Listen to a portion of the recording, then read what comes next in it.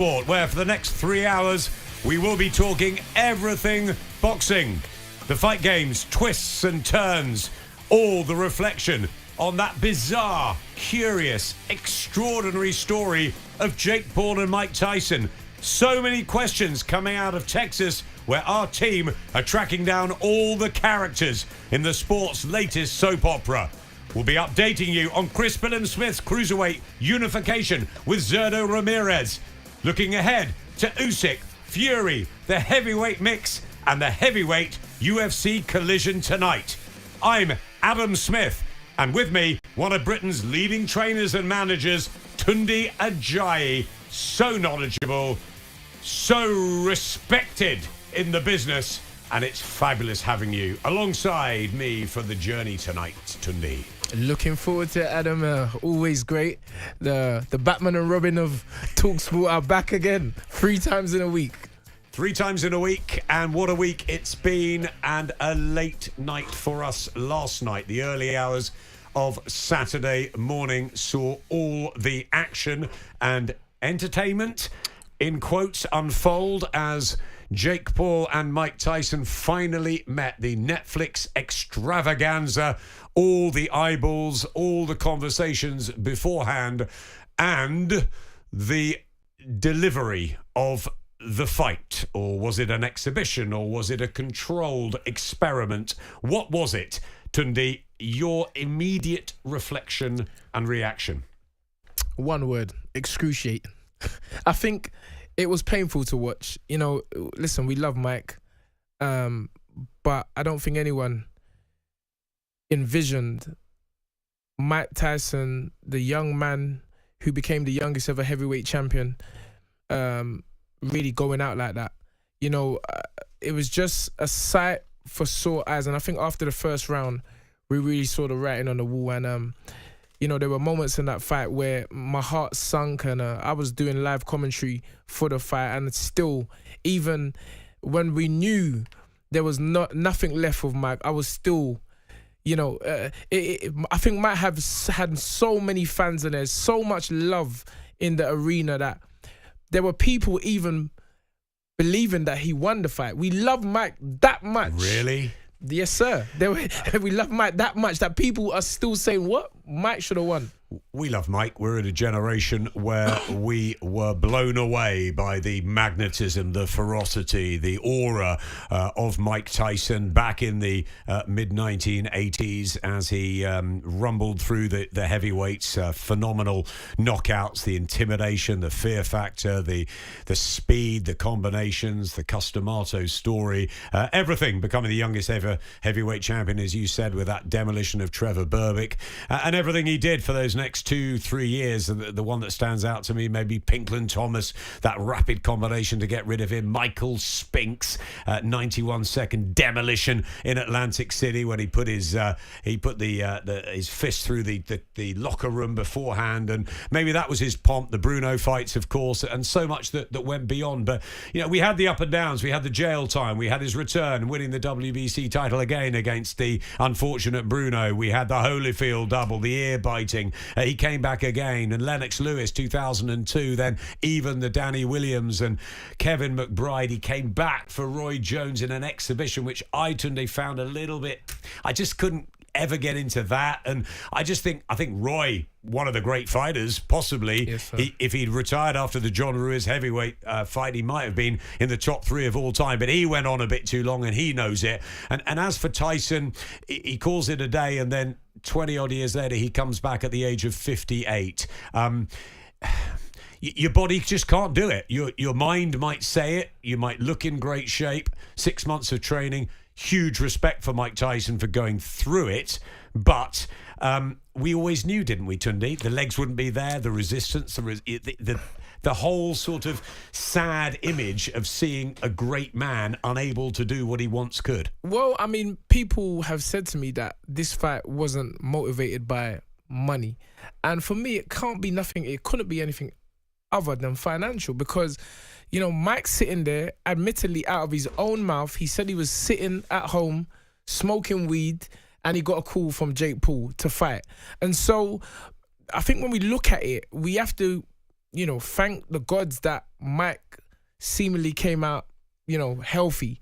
And I think that was the best thing. But just to see him looking like that, walking back to the corner so slowly. I think in the third round, it was like, listen, even now, Adam, I'm so sad. It was a very, very sad watch. And Jake Paul really, as he admitted afterwards, sort of held him up and didn't deliver a big right hand, because a 27-year-old who wouldn't have been able to lace Tyson's boots back in the day, but now it's all very, very different. And there's got to be questions about that age gap and why it sort of happened. The 14-ounce gloves, the 2-minute rounds, it just didn't sort of feel right in that way. I mean, Tunde, we got respect for every single fighter that gets in that ring, and hats off to Mike Tyson for getting himself into shape at that stage. And a lot of his old trainers used to say to me, he'll never make it past 40, such as the chaos of Mike Tyson's life and the trials and tribulations he's had. But he's at 58 and he's got himself into shape, and he's come out actually I've just seen this that Michael Benson's put on Instagram. Tyson saying, this is one of those situations when you lost but still won. I'm grateful for last night, no regrets to get into the ring one last time. I would say that last night he was saying about fighting again, which really worried me. Oh my goodness. But he says, Tyson, I almost died in June, had 8 blood transfusions, lost half my blood, 25 pounds in hospital, and had to fight to get healthy to fight, so I won. To have my children see me stand toe-to-toe and finish 8 rounds with a talented fighter half my age in front of a packed Dallas Cowboy Stadium is an experience that no man has the right to ask for. Thank you. So, he sort of enjoyed it. Jake Paul sort of enjoyed it. The fans sort of enjoyed it. But I think you said the right thing. They came out healthy. That was the most important thing. And almost these things will pass and we move on. But as an event, as an entertainment, as a business idea, as something that just connected the casual fans and the curiosity and the intrigue of it all, it was incredible. Well, listen, I just picked up on something what you said there. Mike said he went toe-to-toe. I mean, somebody needs to talk to Mike Tyson, really. It was recorded that he threw less than 100 punches in the 8 rounds. So he wasn't going toe-to-toe. For me, it wasn't even, as some people have called it, a sparring match. It was more Mike Tyson shadow boxing. I mean, there was a point when he was throwing a shot. The old Mike Tyson throw the jab, slip to the side, but Jake was on the other side of the ring. So it wasn't even a fight. It wasn't even a contest. It's like he should not, like, for him to say that he went toe-to-toe with Jake Paul, that means, we're bordering on delusion. That's exactly the word I was thinking, delusion. We're bordering on delusion. And it really was sad to see. The event, as I said, with the Dallas Cowboys Stadium and everybody out, the superstars from the music world and from the cinema world, everything was set.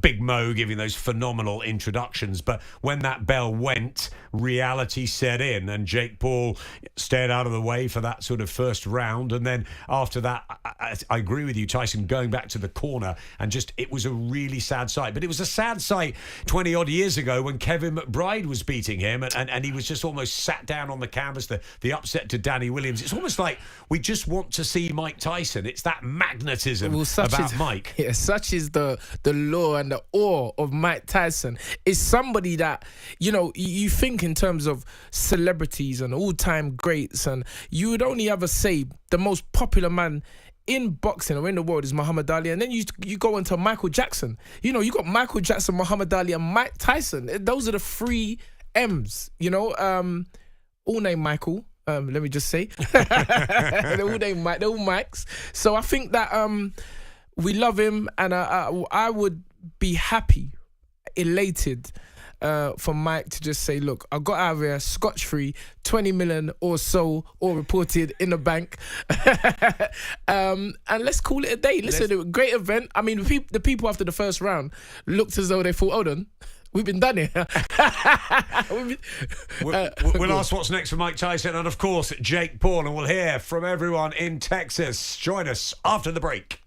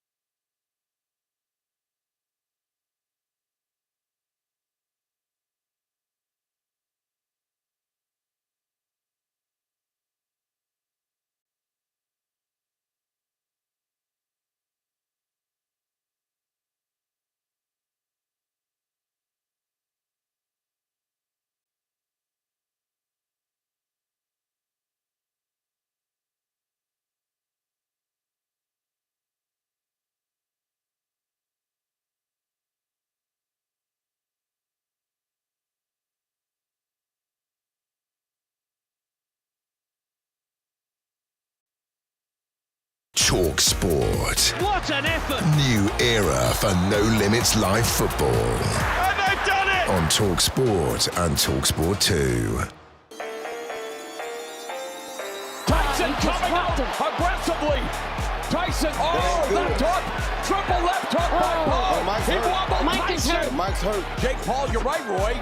He's turning into a boxer. Yep. Oh, good shot. And again, the left hook. Judge David Yakubuchi sees the contest 80-72, while judges Lawrence Cole and Jesse Reyes see it 79-73. Declaring your winner by unanimous decision, Jake El Gallo Paul! It's fight night. It's Saturday the 16th of November. It's Adam Smith and Tunde Ajayi here, just trying to get our heads around what happened last night. It was Mike Tyson returning at 58. It was Jake Paul at 27. Paul wins on points. Should it have ever happened, Tunde? As a spectacle, it should have. But it was really a sad thing seeing Mike really at the age of 58 going in the ring and really not performing. Over 70,000 there, breaking records all over the place. A huge viewership on Netflix, of course. Mine was buffering all over the place. I think everyone. I'm sure it was. So, yeah, look, it captured everyone's imagination. As you said, as an event, other fights we'll talk about later were really good on the bill. So it was a fantastic business, and Jake Paul wants to continue doing that. And it's a win for Jake Paul, and he moves on. But why? Why does he move on? No, why does it happen? Why he moves on, I think that's absolutely right. He's got a career, that's no problem at all. But why does he get Mike Tyson in the ring in the first place? Because he's the baddest man on the planet and because he knows it's going to get that attraction. But he then, after 4 rounds, sort of holds off him and treats him with respect almost because he doesn't want to see him get hurt. Well, it happened because he believed it could happen. That's the first thing. In terms of holding off, wasn't that part of the script? So we were saying beforehand, all week, I was saying it was scripted. Is this all sort of packaged up, the 14-ounce gloves, the 2-minute rounds, an exhibition stroke, a fight? But the most important thing is the health and safety. I talked to Scott Welsh the other day. He was saying he's really fit at 55, I think he is, or something. Yes. And he trains every day, but he gets in the ring and spars with his son, and he doesn't know where he is because the body is not the same. Well, Mike definitely drove himself into tremendous physical shape, but in terms of resistance, what he actually looked like, as I say, over 8 rounds he threw less than 100 punches, so he looked good, but in reality that's not what we saw. Let's get over to Texas because our team out there, Ed Huntley, Gareth A. Davis, Spencer Oliver, they've been there all week. They've been in and around it. They're the guys on the ground. I'm sure they're going to have so many thoughts and they've talked to so many people. Let's bring you in. Gareth, Spencer, you with us? We are indeed. We are here. Well, what happened, guys? I don't agree with everything you're saying, but I think we were all seduced by the nostalgia of the moment of Mike Tyson coming back. Being out here, the build-up was so extraordinary. Mike was so amazing. He still has that aura when you're around him. And I was up very close with him this week. He convinces you that he can do something, but unfortunately, his body won't do what his mind wants him to do anymore. And that was the disappointment of last night. For me, he took 78 punches more than he should ever be taking at this age. I don't want to see him in a ring again. I have a great love for Mike Tyson, like you both do. I've known him a long time. And we bought into it, and it was a disappointing denouement to the night, wasn't it? Yeah, I think so. I think we were all caught up in the dream, you know, and Gareth's right in what he says. When you're out here and you look at the shape of Mike Tyson, you know, the transformation that he was, you live in hope in many ways and think, can he, you know, rekindle a little something? You know, 10% of the old Mike Tyson would be enough to beat a young Jake Paul, who's a rare novice in this sport. You know, he's only been boxing 4 years, and yeah, he's done incredibly well himself, and he's brought a new audience to the game. But as a spectacle, I thought it was fantastic. The week has been brilliant. You know, reliving that dream, the Mike Tyson dream. The reason I was inspired to get into boxing was through Mike Tyson. You know, getting up, listening to the radio and all that. So we relived it, but we got caught up in that moment, and the reality didn't turn out the same. But as a whole, listen, I think he done incredibly well. No, he did. Mike Tyson at 58 did incredibly to go the 8 rounds in the end. I think that the discussion that you mentioned just now about the wider picture of YouTubers and influencers being involved in boxing, it isn't going anywhere. It's certainly not going to go anywhere. It's not going to disappear with Jake Paul and KSI because they have such enormous marketing acumen, and that's what we saw at this event. We were seduced into believing in it. Now Mike Tyson moves out of the picture, and I think a Conor McGregor, he's talking about Jake Paul in an MMA match. He's talking about bigger fight. He's even talking about Canelo. That's way beyond where he should be at the moment. But we were seduced, and now we're all in the aftermath and in the fallout at the moment, guys. It's really interesting, refreshing to hear your honesty there, guys, that you were seduced. I know what it's like. Tunde knows what it's like being around fight week, and you sort of hope and you expect, and sometimes you are let down. And I get what Spencer's saying as well about the spectacle, about the fact that it was put on brilliantly, and Netflix and all of that. Fantastic. But it was the reality, Gareth, and you know him very well, Mike Tyson, that he should never have been anywhere near it. Is that the truth, really? You're probably right. I've just written a column in the Telegraph about that we should be very careful not to exploit 58-year-old boxers, iconic figures like Mike Tyson. I'm glad he's walked away with that money. I hope he's healthy today. I thanked him this week for putting himself on the line. But we have to be careful, and I think commissions and Boxing Board of Control. So I've seen the Boxing Board of Control allowing this. They allowed this in Texas, but I think one of my colleagues, Simon Briggs, was out here from the Telegraph, and he says he's never got his phone out to record a walk-in in his life in 30 years in journalism. But last night, when Mike walked out, the black trunks, the black shoes, the cape, and he walked to the ring, everybody's phone was out. It was a nostalgia moment. We wanted the years to roll back, but not even Father Time got him. Grandfather Time has caught him. Absolutely, and I think that, you know, this is a young man's sport. We look at that, but we were all caught up in that hype, and we wanted to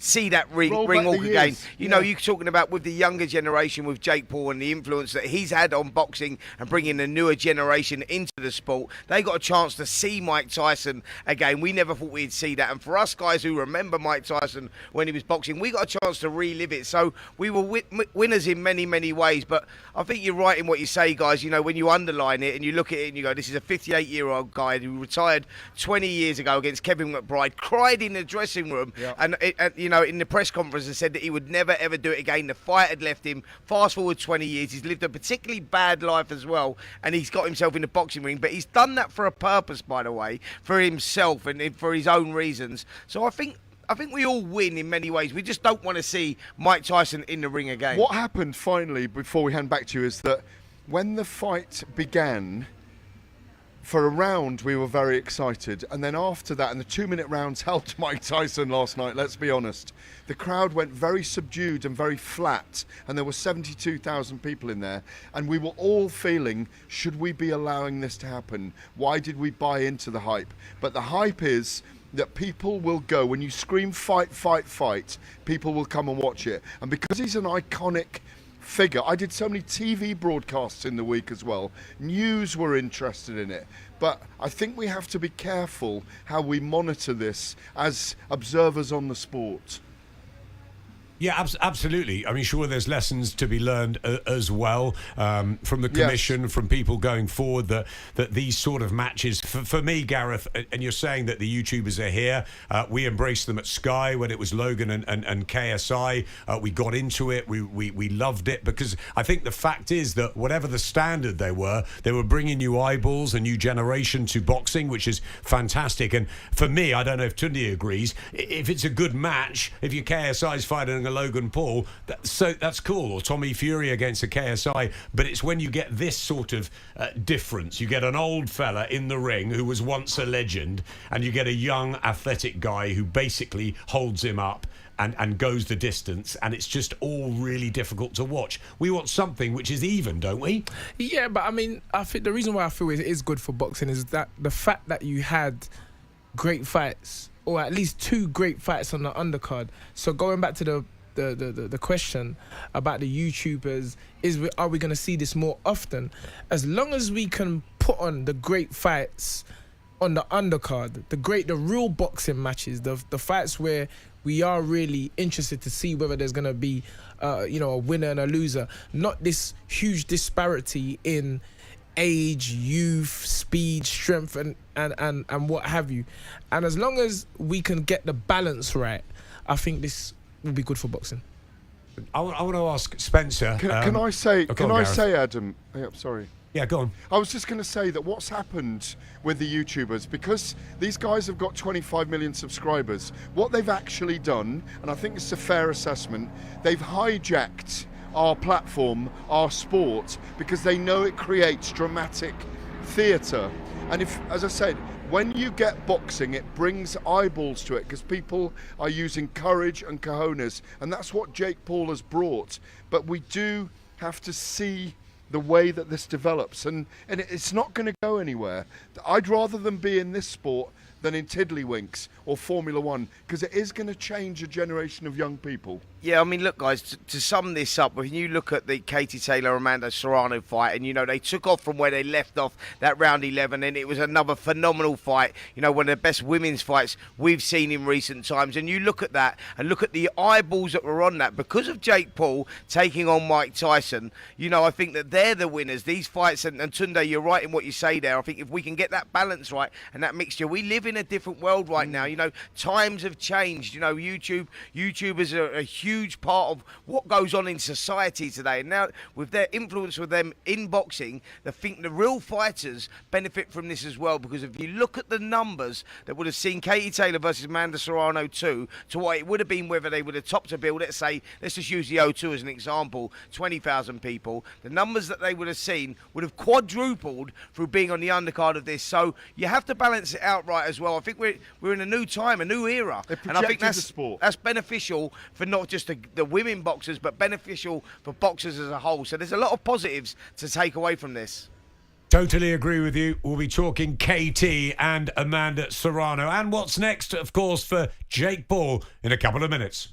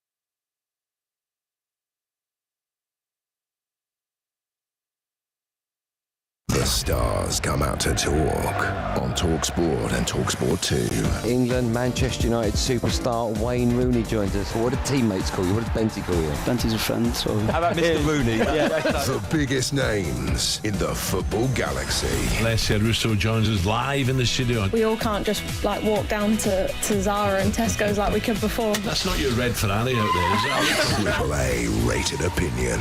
He's Jack Grealish. Good morning, Jack. Good morning, guys. I think Pep Shop's a top shop with some of the gear he wears. No, I don't know if he could pull that off, to be honest. Just me and you, Al. Massive games, massive names on talkSPORT and talkSPORT 2. A warm welcome back to Fight Night with me, Adam Smith Tunde Ajayi. Alongside me out in Texas, we've got Gareth A. Davis and Spencer Oliver. We're also going to be joined now by Alicia Baumgardner, one of the best female fighters in the world in the super featherweight division, of course, because it's now time to talk KT and Amanda Serrano. What a fight it was. Their second last night, as good, if not better than their first. A fantastic advert for boxing. And as Spencer Oliver has rightly said, it was great having so many eyeballs on that. Let's bring Gareth and Spencer back in. It was quite a 10-rounder, wasn't it? Well, Spencer Oliver, I've got to point out, Adam, doesn't look like this. This is Alicia Baumgardner, obviously. We got rid of Spencer. Spencer's quickly moved out. We got Alicia here. I want to ask you, first of all, Alicia, what did you make of the main event between Mike Tyson and Jake Paul last night? You know, the main event was entertaining, to say the least. I think just to have boxing at a stage where everybody is tuned in. I mean, I think your grandma and your grandpa was tuned in last night just to see something historic. And again, Mike Tyson just always brings that, and it was a time last night. Did you feel his age? Did you have concern for him during the fight? I had a slight concern. You know, I think we all have a concern about someone's age, but I think one thing about Mike Tyson people have to understand is this was embedded in him. When it's embedded and it's just something you breathe and something that really changed you as a man, you can't take that away, and it showed. Let me ask you about the women's fight, because that was extraordinary. It was an incredible fight. I've never seen someone, first of all, suffer a cut that bad and go on. Were you calling for the stoppage at that time? Honestly, I was. That cut was very nasty, and I'm like, wow, look at Amanda, and a warrior. Kept coming forward, even with Katie coming, but she really showed out and showed that she was a true fighter. Did you think that I thought Amanda won the fight by 2 rounds. How did you see it? I did. I thought Amanda won the fight as well. I think the point deduction really showcased how close the fight was. I think, again, Amanda showed that she wanted to be there. It was a second fight. She really wanted to prove herself. How did you see the fight, guys? That's interesting. I thought Amanda Serrano nicked it. Tunde, I think you thought Casey Taylor, didn't you? Yeah, I just felt that Katie showed and displayed just a bit more boxing technique and IQ than Amanda, and based on that, I'll give it to her. Yeah, it was very interesting, the aftermath, wasn't it? The boos in the stadium, and of course all the stuff about Katie's head and the use of that, the point off. I thought Andre Ward, Gareth, made a very good point that it was one of the great fights and therefore no robbery. So it was really tight, wasn't it? It was a close fight, could have gone either way. I didn't actually mind who won it. I thought it was that good. Yes. Well, I got to speak to Katie afterwards, and one of the things that I felt about the contest was that it was so close that they could have done a trilogy. As Spencer alluded to, or mentioned earlier rather than alluding to, what the event did do and what Jake Paul's done for women's boxing is he's platformed Amanda Serrano as where she deserves, a 7-weight world champion, a brilliant Puerto Rican woman, an amazing, like Alicia, an amazing pathfinder like Katie in the sport. And I just thought that Katie feels now, I spoke to her afterwards before the press conference, doesn't feel like she wants a third fight with Amanda Serrano. So maybe, is this where Alicia Baumgardner steps in? Yes. I would say absolutely. I think now it's time to show the world a different opportunity. And when I say different opportunity, a different fighter at a different caliber. Again, nothing to take away from Katie Taylor, But, you know, when we think about legendary fights and we think about putting eyes and all eyes on the sport of boxing, Alicia Baumgardner and Katie Taylor is the fight to see. You fought in September. It was a no contest because of the cut in the 4th round. You've got your super featherweight titles. What division would you fight Katie in, do you think? You know, 140 is fine with me, 135. So light welter, you'd go, you'd fight at, well, okay. Absolutely, yes. Wow. What do you guys think of Alicia against Katie? I love the style matchup. I absolutely love it. I think it's a fantastic fight. I mean, Katie, we could see her in against Amanda Serrano for the trilogy. We could see her in against Chantel Cameron. But Alicia Baumgardner, Alicia, it would be fantastic if you got the opportunity. You've ruled at super featherweight. You move up. Fight I'd love to see. But what I want to ask you is, how proud are you now that women's female boxing is just at this elevation? We had so many eyeballs on it last night, but everybody's talking about how great the women's fights are, almost more at times than the men's. Yeah, I am so proud again to just be a part of a movement and just to see two great women at their best. And again, there's so many stories and so many ways we can share a story, and sharing it with the women is just very inspirational to the younger girls coming up. We need more of it. We need more examples. And again, it's the time to be a part of something great. But people are criticising Jake Paul today for choosing a man 31 years his senior to fight against an iconic figure, not just in boxing but in society. Mike's one of the transformational human beings in our lifetime. But Jake deserves credit for supporting women's boxing, doesn't he? Absolutely. We can't take anything away from Jake Paul. I know that we have, you know, our core boxing fans, just, you know, we have the heart of the sport. But again, we're in a social media driven era, and we have to have respect. Again, look how many views we did yesterday. The women got so many views yesterday. Exactly. They got paid very well yesterday. They shared an $8 million purse, I think. I mean, like, it's a no-brainer, and there has to be respect. If you respect the sport, you respect where it's at right now. Just tell Alicia, by the way, if Katie and Alicia meet in a stadium, because I spoke to Brian Peters and her management yesterday after the fight, they are looking to put on a big stadium event in Ireland for Katie. Alicia won't know that she'll be going into the Lion's Den there, guys. Alicia, I want to ask you this. I'm close to Katie Taylor. I've known her a long time. I know she's always dreamt of fighting at Croke Park. It hasn't happened yet. The Chantel Cameron fight was talked about. It didn't materialise. That's what we want to see, isn't it? And you'd love to fill that slot as the challenger or the opponent, or however you like to see it, because you come to Ireland. I think we need Katie Taylor. She's a jewel in the Emerald Isle. We need to see her fight in front of her people in a massive event in 2025. Yes, absolutely. I think Katie Taylor, you know, deserves a fight in Ireland. But if you know anything about myself, I'm an underdog. I go into the den. I go across the pond to again, prove who I am as a fighter. And, again, it's a great fight, and I would love to do that. You with 70,000 baying partisan Irish fans against you, you'd relish that, yeah? Oh, yeah. I would take it all in. You know, that's what gets me going, and it makes me fight with a purpose. You said earlier when we met in the lobby before you came on air with us that you're really just after super fights now. Yeah, super fights. You know, I've had the building stages. You know, we have the belts. I did everything that you can as a boxer, and now it's making those cement fights, those legendary fights, so we can talk about another Amanda and a Katie and a rematch or whatever that looks like. It's time to set the stage for another fighter. Do you think she's dirty with her head or not, Katie? You know, I think she has a very bad habit. I don't think she does it intentionally, but she has a bad habit where, again, the cut happened, and you know, sometimes in a fight, in order to win, you're gonna keep going. Fight dirty, dirty boxing. You know, punch that cut, as they would say. Yeah, and I think I agree with you, Alicia, and I think Katie always loves a scrap, even though she's a skilled boxer.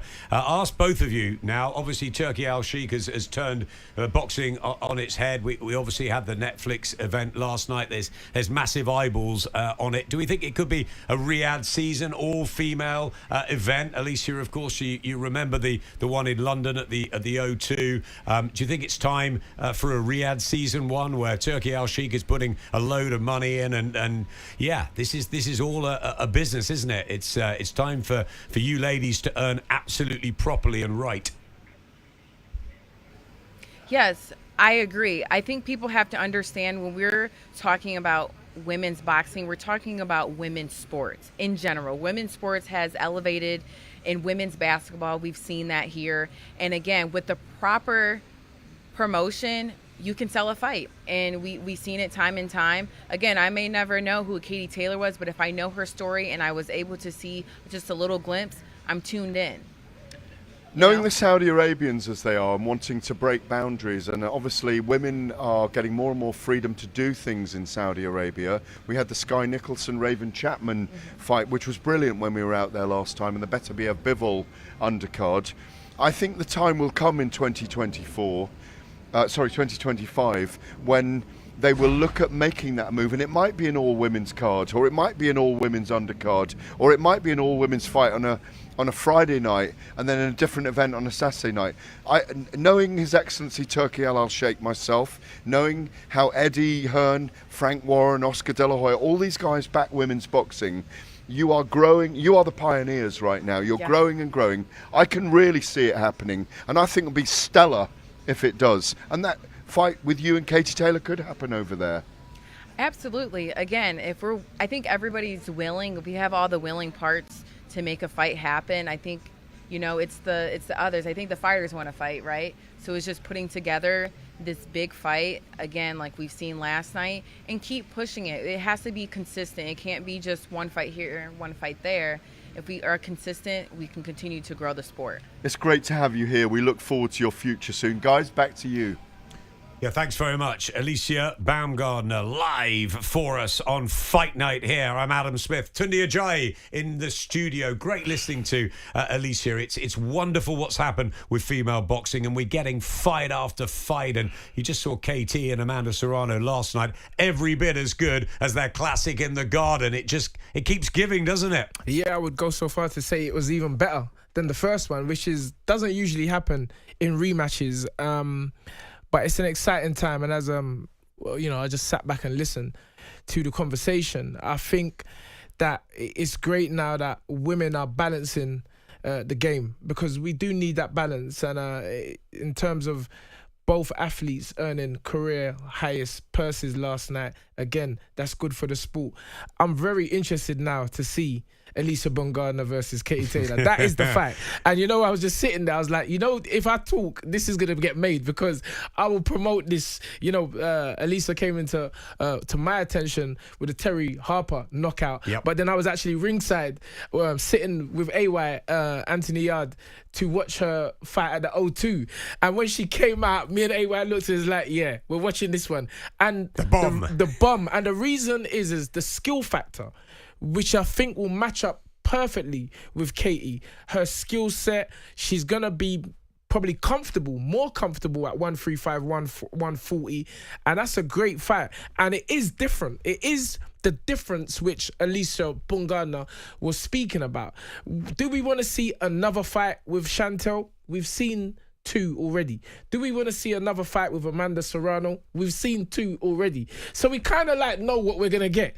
But with Alicia now, it just throws a whole different dynamic into it. And Eddie, Frank, Turkey, Ben Shalom, let's get that. That's a good, massive, massive fight for the UK, for Ireland, and for Saudi. Tunde wants KT and Alicia Baumgardner. It's gonna happen. I quite like trilogies. I love them.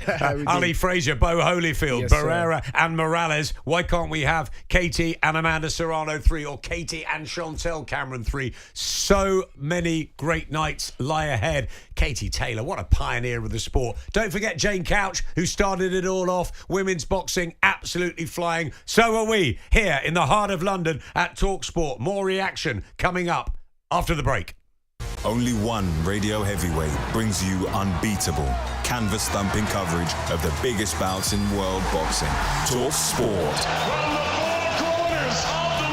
Go the distance with unparalleled ringside commentary of the biggest boxing showdowns. Unbelievable stuff at the Manchester Arena! With 2 tough-talking boxing shows, Fight Night and Fight Night Extra. The fight starts now! Plus, get total knockout content on our world-class boxing podcasts and dedicated YouTube channel. Swaggering, full of confidence. Available now, and it's all for free. talkSPORT and talkSPORT 2, your home of boxing.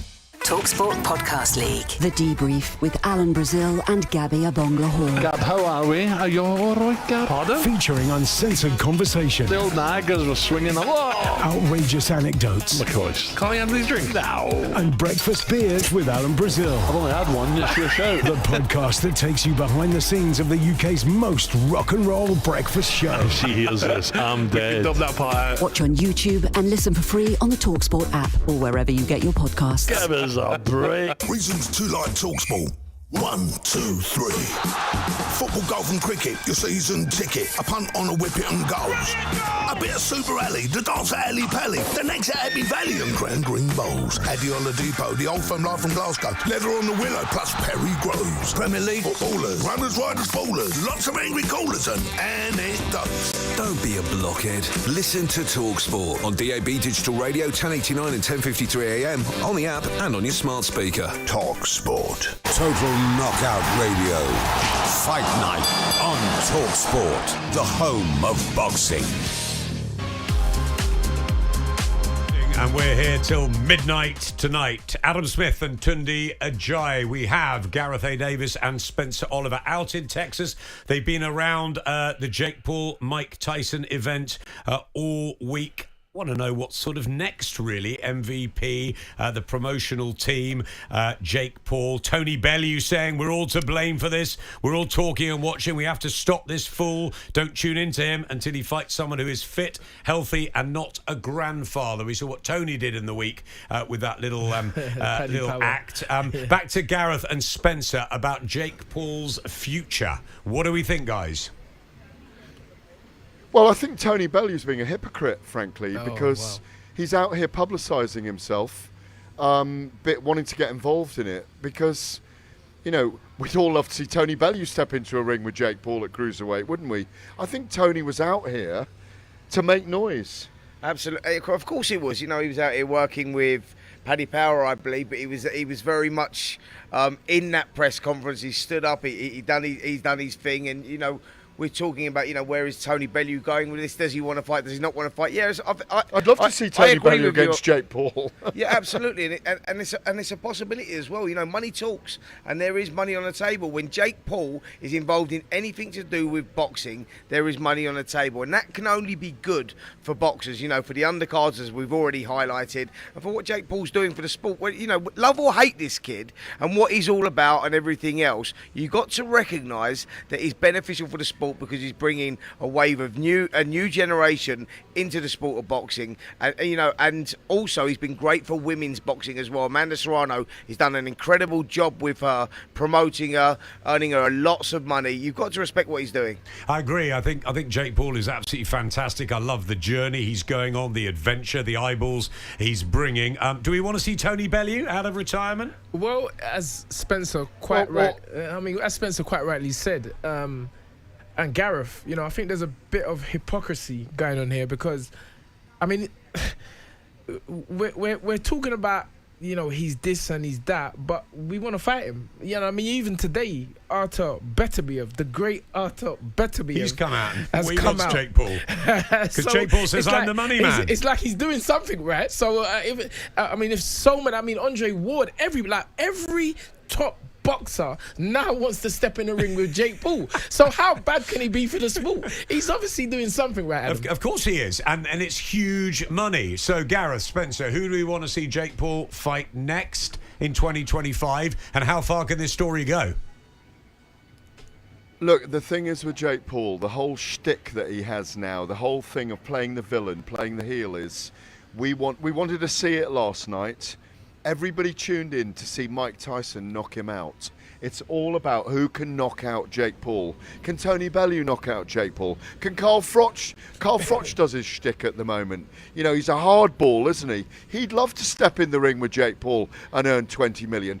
The story from here on in is going to be how Jake Paul markets himself against people who we buy into, who are capable of knocking him out. Yeah, listen, Jake Paul's been boxing for like 4 years now, and it's all about the development thing. And what Jake Paul's doing is a marketing genius. Absolutely. Because what he's doing is picking out names like your Nate Diaz's from the MMA world, bringing them into the boxing world. You know, it creates a lot of interest, eyeballs on it. People talking about Nate beating him, coming from a different discipline. And Jake Paul, Anderson Silva, and you look at that, and now he's picked out Mike Tyson, the boxing legend. Yeah, like for the casual fan, they just go, Mike Tyson, is he crazy? Mike Tyson would kill him. He'll murder him in there. But it's genius marketing what he's doing here. And he's probably going to go with someone like, I mean, I know he's got his own issues going on at the moment, but someone like Conor McGregor. Yes. And as you rightly said, Tunde, in the studio there, mate, they all want to fight him because they recognise what it is. This kid is a marketing genius. And I think him being involved in boxing and this transformation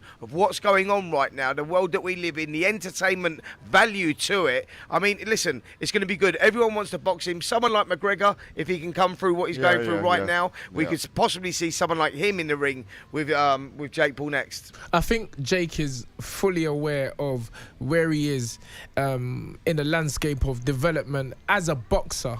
And I think, as you said, Spencer, I think Conor McGregor is the step in the right direction because, again, you have someone who's only had one professional boxing fight in Floyd Money Mayweather. And in terms of skill level, I think they're kind of about even. You don't want to see him in a ring right now because we know what's going to happen. If he steps in the ring with Canelo Alvarez... Canelo or Beterviev or anyone like that. Or Tony Bellew, even Tony Bellew's older. But we know the skill level is just too much at this stage. But as you said, Spencer, he's only been a pro 4 years and he's getting better. But he's a very, very clever marketing man. Spencer, you've been there from the beginning. You were there when KSI fought Joe Weller. You followed the entire story. These Pauls, they know what they're doing. They're brilliant creators and it's fantastic eyeballs on our sport.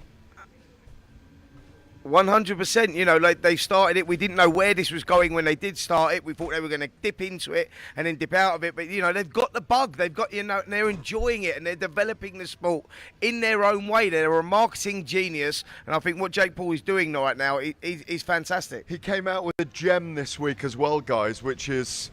I'm going to go for the Olympics in 2028 as well as an amateur boxer. Now, we're all, as soon as he said it, a light bulb went off in my head and I thought, that's probably where he's headed. Because Manny Pacquiao's tried to go back and compete in the Olympics and wasn't allowed on that allowance license that certain countries can have. It would not surprise me if boxing is in the Olympics in 2028 to see Jake Paul doing very, very well in the Olympic amateur competition. And don't you see what he's doing here with the Canelo Alvarez thing? You know, they know that Alvarez is one of the best pound for pound in the world right now. All he's doing is creating interest, drumming up interest. Of course, he's not going to fight Canelo Alvarez next. He's going to pick off someone else, but that's what Jake Paul's doing. You know, he's getting eyeballs on our sport. He's getting people talking. It's a great thing. It's been a fantastic week, by the way, guys, out here. Yeah, it looks like you've had a great week out there. Noise and stories and fantastic being around it. But before you go, I want to ask you about what's coming up very shortly in Saudi Arabia. Huge unification fight at cruiserweight. Zerdo Ramirez and our own CBS, Chris Billam-Smith. Gareth, Spencer, your thoughts on that one? Well, we've got it in front of us here at poolside on the monitor. We'll be watching it over a couple of sherbets in a minute when we pack in for the day. Our final hit. It's Zerdo Ramirez. I've known since he was a super middleweight.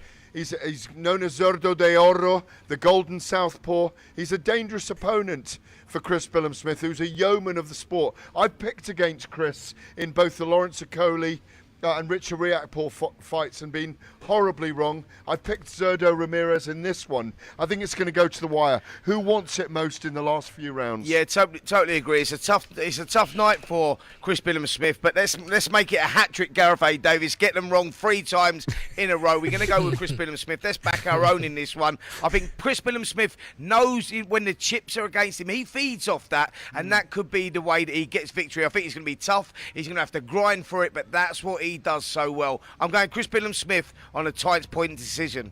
Tough and grueling, like the tough day ahead for you by the pool. Oh, my heart bleeds for you both. Enjoy. Fantastic having you with us. Thanks for all your help. Live on talkSPORT this week. Spencer Oliver, Gareth A. Davis are off to the pool to relax and watch Zurdo Ramirez and Chris Billam-Smith. Tunde and I will keep you updated about what is happening in Saudi. Barboza Jr., I think, has just won a fight before as we tick on towards 10 o'clock. Tunde, great to hear from them. They've obviously had a fantastic week because it's been an entertaining event, and we saw the sparkle on Netflix last night. Even the fight aside with Mike Tyson and Jake Paul, the happening that MVP put on. Yes, we saw the sparkle in Gareth A. Davis. Does he ever not look sharp and not in a suit? Like he's at the poolside and he's got a suit on.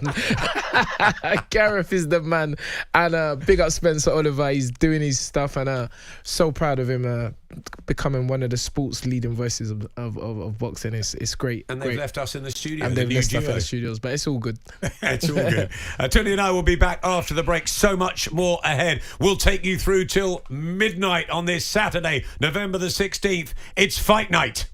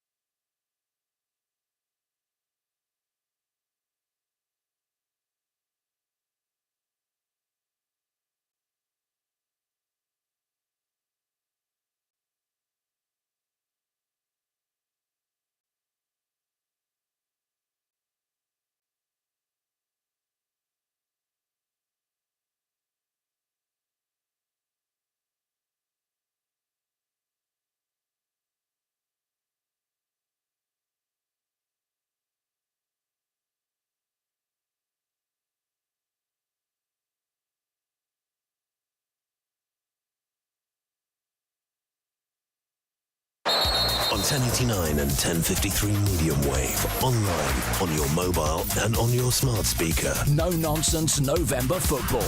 talkSPORT. talkSPORT. With the 10 o'clock headlines, I'm Jeremy Leeburn.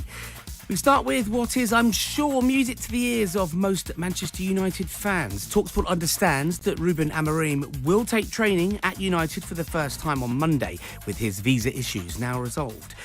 To today's football action, and Wales remain unbeaten under Craig Bellamy following a goalless draw away to Turkey in the Nations League. The result leaves them 2 points behind their opponents who top the group. In the WSL, Chelsea's 2-0 home win over Manchester City moves the champions back to the top of the league. The result also continues Chelsea's 100% start to the season. That's their 7th top-flight victory from 7 matches this campaign. To rugby union now, where England's losing run has been extended to 5 matches after their 29-20 defeat to world champions South Africa in the Autumn Nations Series. Head coach Steve Borthwick says he can understand the players' and supporters' frustration. Whilst there's much to be proud or positive about, we want to win games and to put ourselves in position to win the games but not convert them. And finally, England's cricketers are in action in the 4th T20 International of their 5-match series in the West Indies. Batting first, they set the West Indies 219 for victory. They've already won the series with a 3-0 lead. There's live commentary of that match over on talkSPORT 2. talkSPORT News. A murder investigation's underway after the body of a woman was found in the boot of a car in Ilford, East London. The woman's now been named by police as Harshita Brella from Corby. And GPs have warned they're increasingly concerned about people self-medicating for ADHD because they can't get hold of their prescriptions due to an increase in demand and manufacturing issues. That's the latest. I'm Jeremy Lieburn. This is it. The time has come. Get in the ring and go the distance with Fight Night. He's put him down. On talkSPORT, the home of boxing. Well, thanks to Jeremy. And it's Tunde Ajayi with me, Adam Smith, taking you all the way through to midnight and all things boxing. We've had Gareth A. Davis, Spencer Oliver, Alicia Baumgardner join us tonight to talk about, well, the reflections of Paul and Tyson, KT and Serrano.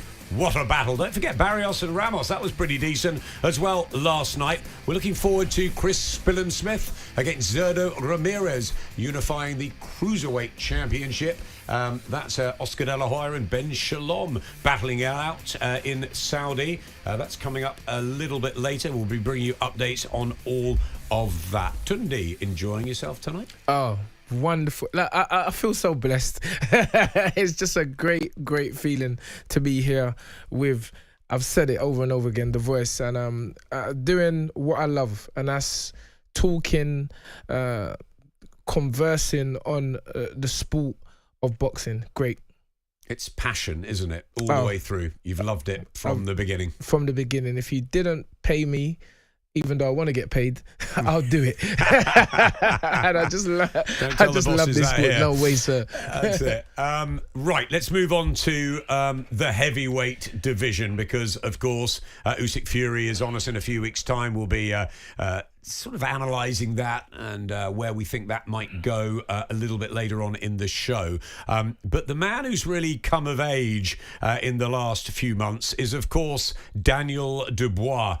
We were sitting here a few weeks ago reflecting on the AJ demolition, really, at Wembley in front of 96,000. Everybody talking about Anthony Joshua and what he should do next. And I felt Daniel Dubois didn't really get the credit or the headlines. A little bit maybe like in the aftermath of Paul and Tyson, it's all about Mike Tyson and what we thought of that. Daniel Dubois has been fantastic in the last year or so. After Usyk going over to Saudi and beating Jarrell Big Baby Miller. Tough assignment, always tough against Big Baby. Then the upset of Filip Hrgovic when he took lumps and bumps in the first couple of rounds. He went through that and showed us a lot that night. And, of course, then getting it absolutely right with the ruthless display against AJ on the biggest stage. It looks like February the 22nd is inked in for Dubois' next defence of that IBF title. Who would you like to see him defend against? Well, I mean, I think I said it earlier on in the week. Daniel does deserve a soft one, or at least a softer one. You know, he's come off of, as you said, 3 fights. One of them was a stoppage defeat against Alexander Usyk, and then going in with Jarrell Miller, Filip Hrgovic, and then toppling the mighty Anthony Joshua in front of the 96,000. So I think he could be forgiven for taking a slightly, but he's the man now. He's the one with the target on his back, and I think because of that. Here's a question for you. Are you allowed soft defences these days in the world of Turki Al-Sheikh and what's happening in Saudi? I think you said it right. These days, I think a lot of the fighters are not really allowed to develop. And if you go back to 2020, I mean, Daniel's only 27 years young right now. So he lost against Joe Joyce 4 years ago. Well, you know, coming up to the 5th year next year. So he's still a young man, and he's been in very, very testing, difficult fights. So I'm not trying to say it has to be a total knockover job, but an easier. We know the tough fights out there for him. Bakole's a tough fight. Joseph Parker is a tough fight. You know, but we still have the old legends, the old guards, the Derek Chisoras, the Dillian Whytes. Give him a comeback fight like that. I'll keep saying this. Give him a Joe Joyce rematch. He deserves that. You know, it was a lot of fighters, and if you look at Adam, a lot of good fighters lost in lockdown. You know, they didn't have the crowd behind them. They didn't have that energy, and a lot of good fighters lost their. Vasily Lomachenko lost in lockdown. So give Daniel an opportunity to get back. You know, Josh Warrington, another one, wasn't he? Josh Warrington, another one. So I feel Daniel deserves like a Joe Joyce, a Dylan Whyte, or maybe one of the young boys, Gerard Anderson. Lennox Lewis did a tour around the UK last week. I had the pleasure of spending some time with him, which was fantastic. He was really complimentary about Daniel Dubois. And of course, Lennox came back from those defeats to Oliver McCall and Hasim Rahman when he exacted revenge. And I think what he's liked about Daniel is the fact that he had the bump in the road with Joe Joyce, and people were sort of writing him off and the eye problem and all the questions. And then after the Usyk situation where he seemed on top, and then of course he lost that fight, people were questioning the courage, the heart of Daniel Dubois, and Lennox loves that. You know, the setbacks inspiring comeback sort of story, the fact that you've got to go through these bad moments in your career to improve you and give you that experience. And you said he's only 27, so he's learnt from that. Yeah, and again you have to remember, being that young, he is still developing as an individual, as a man. You know, we see it coming out now in Saudi when he's, you know, saying to Gerald Miller, who's the daddy? I'm the daddy. So you're seeing Daniel crack jokes now more, and he's doing it, and all of this, mind you, is being done or was done or has been done on the back of so much criticism. I remember fighters, Billy Joe Saunders, all these guys criticizing Daniel, calling him a quitter, and to come through that and then topple the mighty Anthony Joshua, this boy is the future. And Tunde was with him at the start. Let's not forget that. And Don Charles, who's with him now, has just helped that confidence mentally and physically with Daniel Dubois. But we want to know where he's going next. The head of Queensberry, the Godfather, Frank Warren, joined Andy Goldstein and Darren Bent on Drive earlier in the week and was asked whether Joseph Parker could be the next opponent for Triple D. Absolutely. You know, it's got to be someone who's ranked, and it's got to be someone who's coming in as a winning fighter.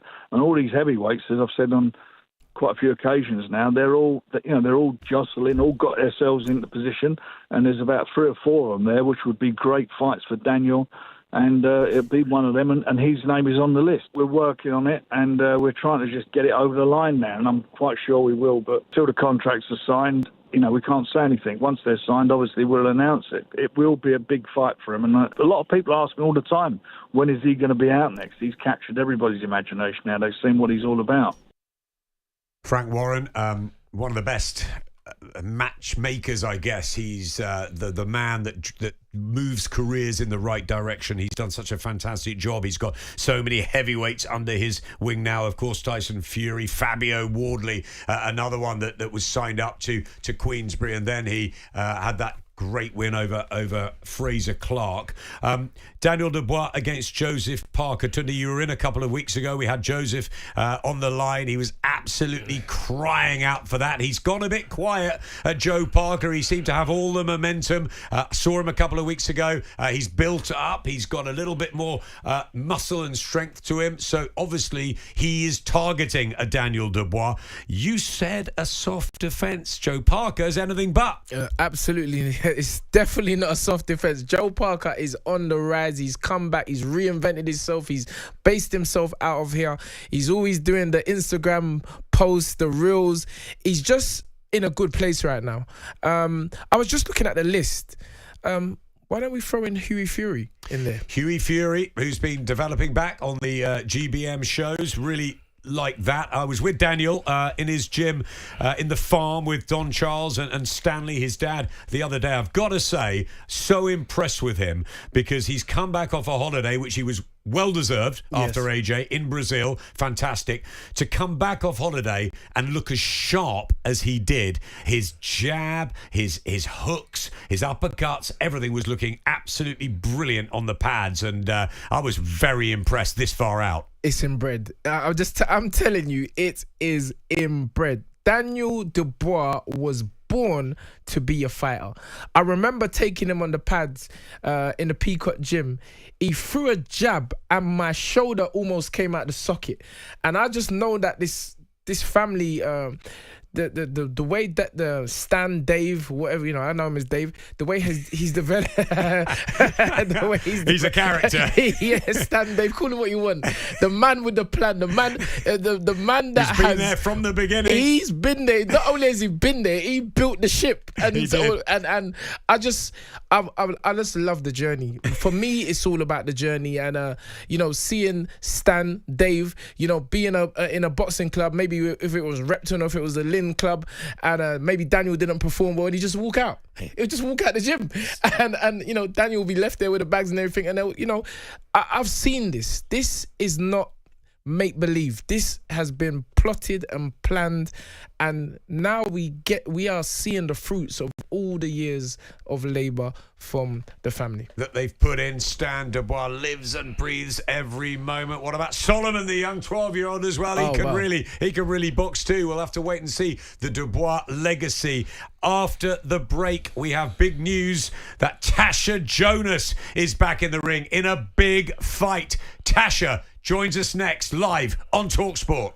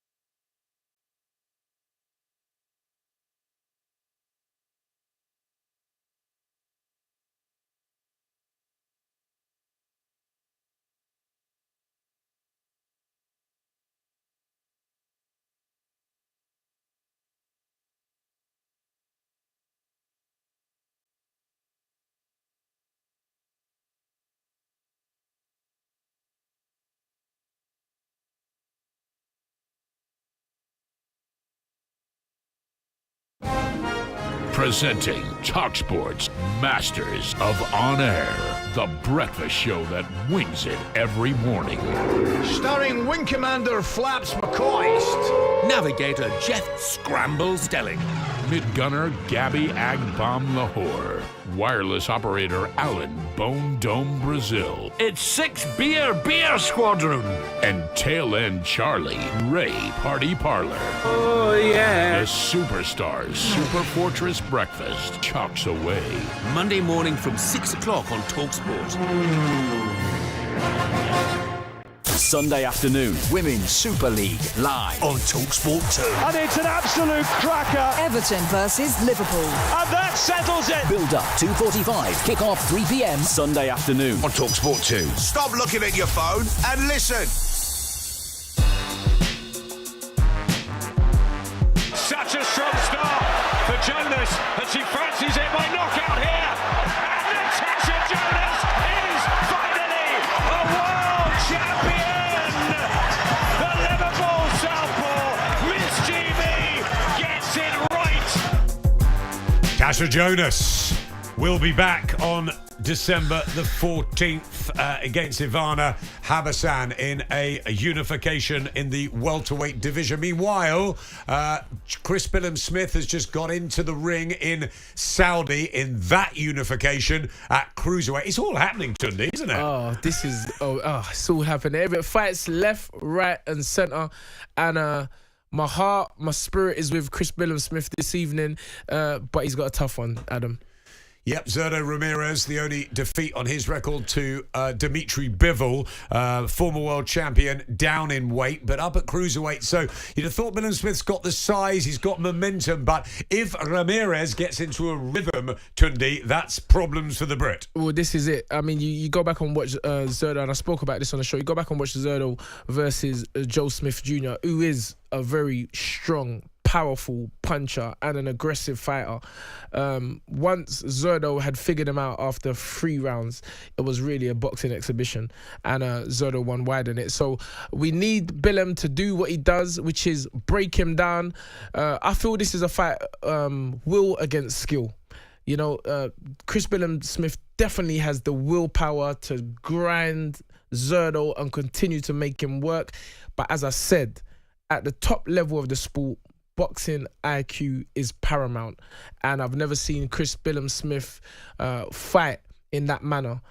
He's been very successful fighting in an aggressive manner, a manner which breaks the opponent's will, and that's not to say he can't do that tonight, because it isn't all about skill, as I just said. Sometimes will beats skill. Zerdo Ramirez making a beautiful entrance into the ring out in Riyadh, a super southpaw. Time to talk to another super southpaw, good friend of mine, former Sky colleague, terrific commentator, of course, but she's still a great fighter. Tasha Jonas, back December the 14th in Liverpool. It's a homecoming, Tash, but it's also a unification. I bet you're delighted it's over the line.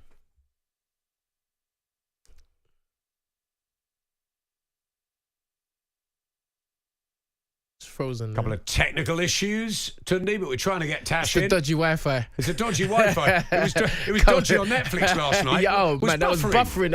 And then it was winding back and forward. It was ridiculous. A good job. You had to have it. Do you have your mobile phone as well? I had everything working. Yeah, that was the savior last night.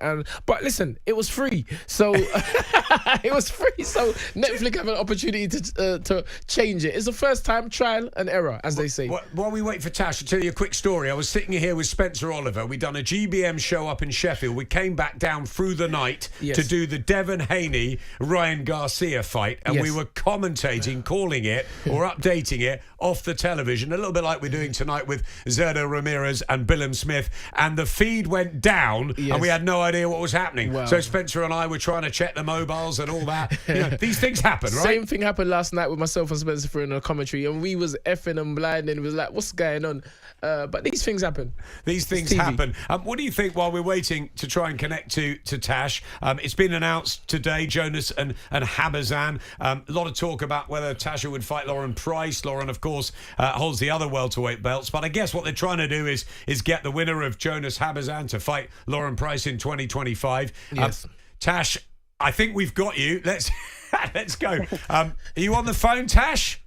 I am. That's what happens when you don't pay your bill. Well, after this fight, you'll be able to pay your bill. There you go. Hopefully they're paying you well for this one. For a year, so I'm good. I'll be good. I was throwing to you earlier saying, I bet you're glad it's happening. I know you've waited around. I've seen you a lot this year, and finally we've got a date. It's fast upon us, 14th of December. You've been in training, of course, with Joe Gallagher. So you're ready to go, aren't you?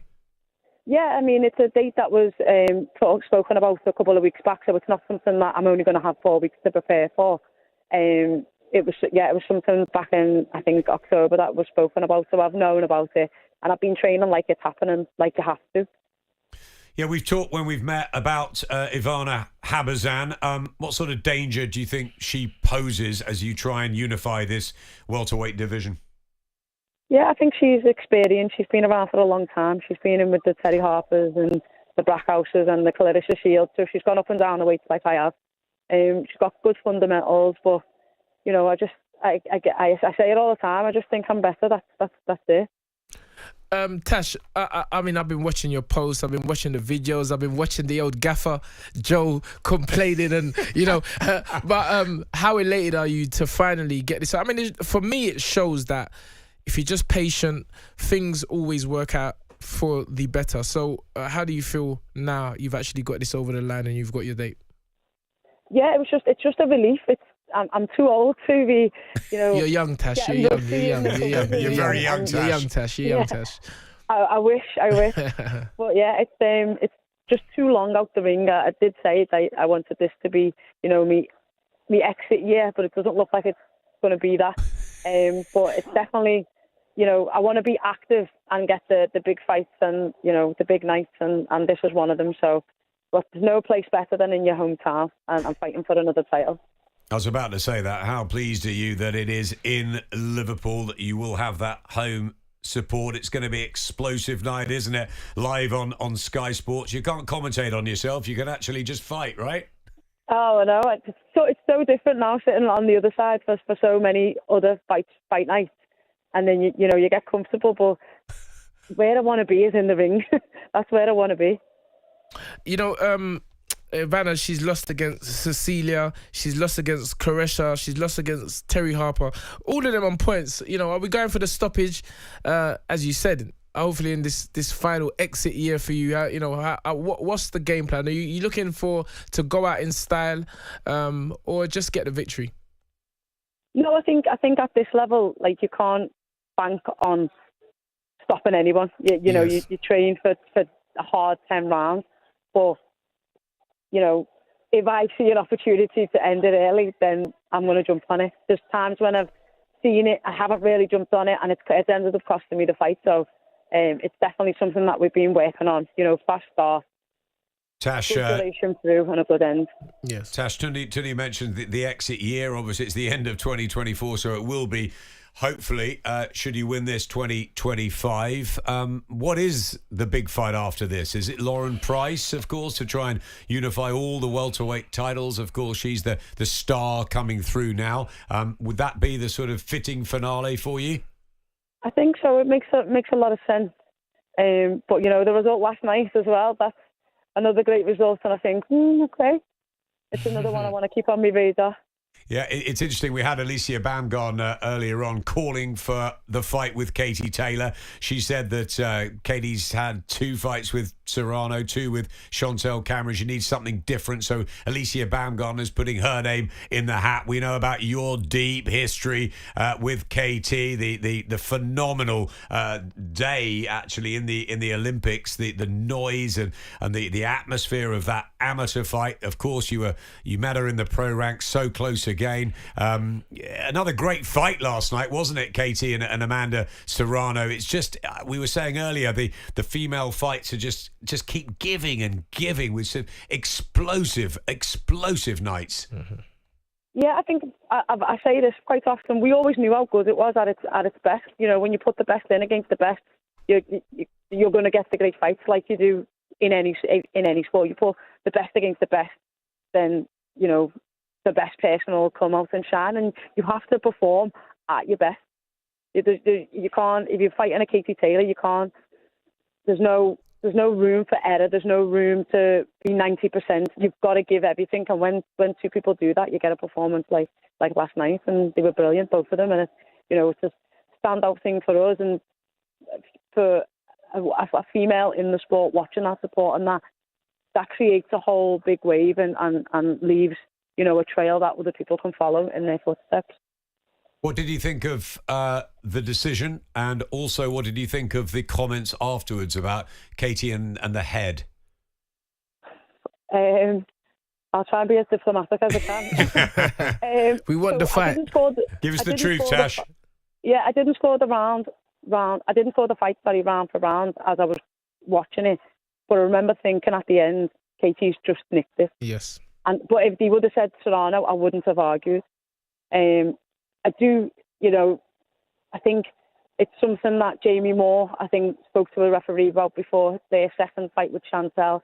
I remember Pursoon saying something about it. I remember coming out with marks in my own lumps and bumps from the head. So I definitely don't think it's on purpose.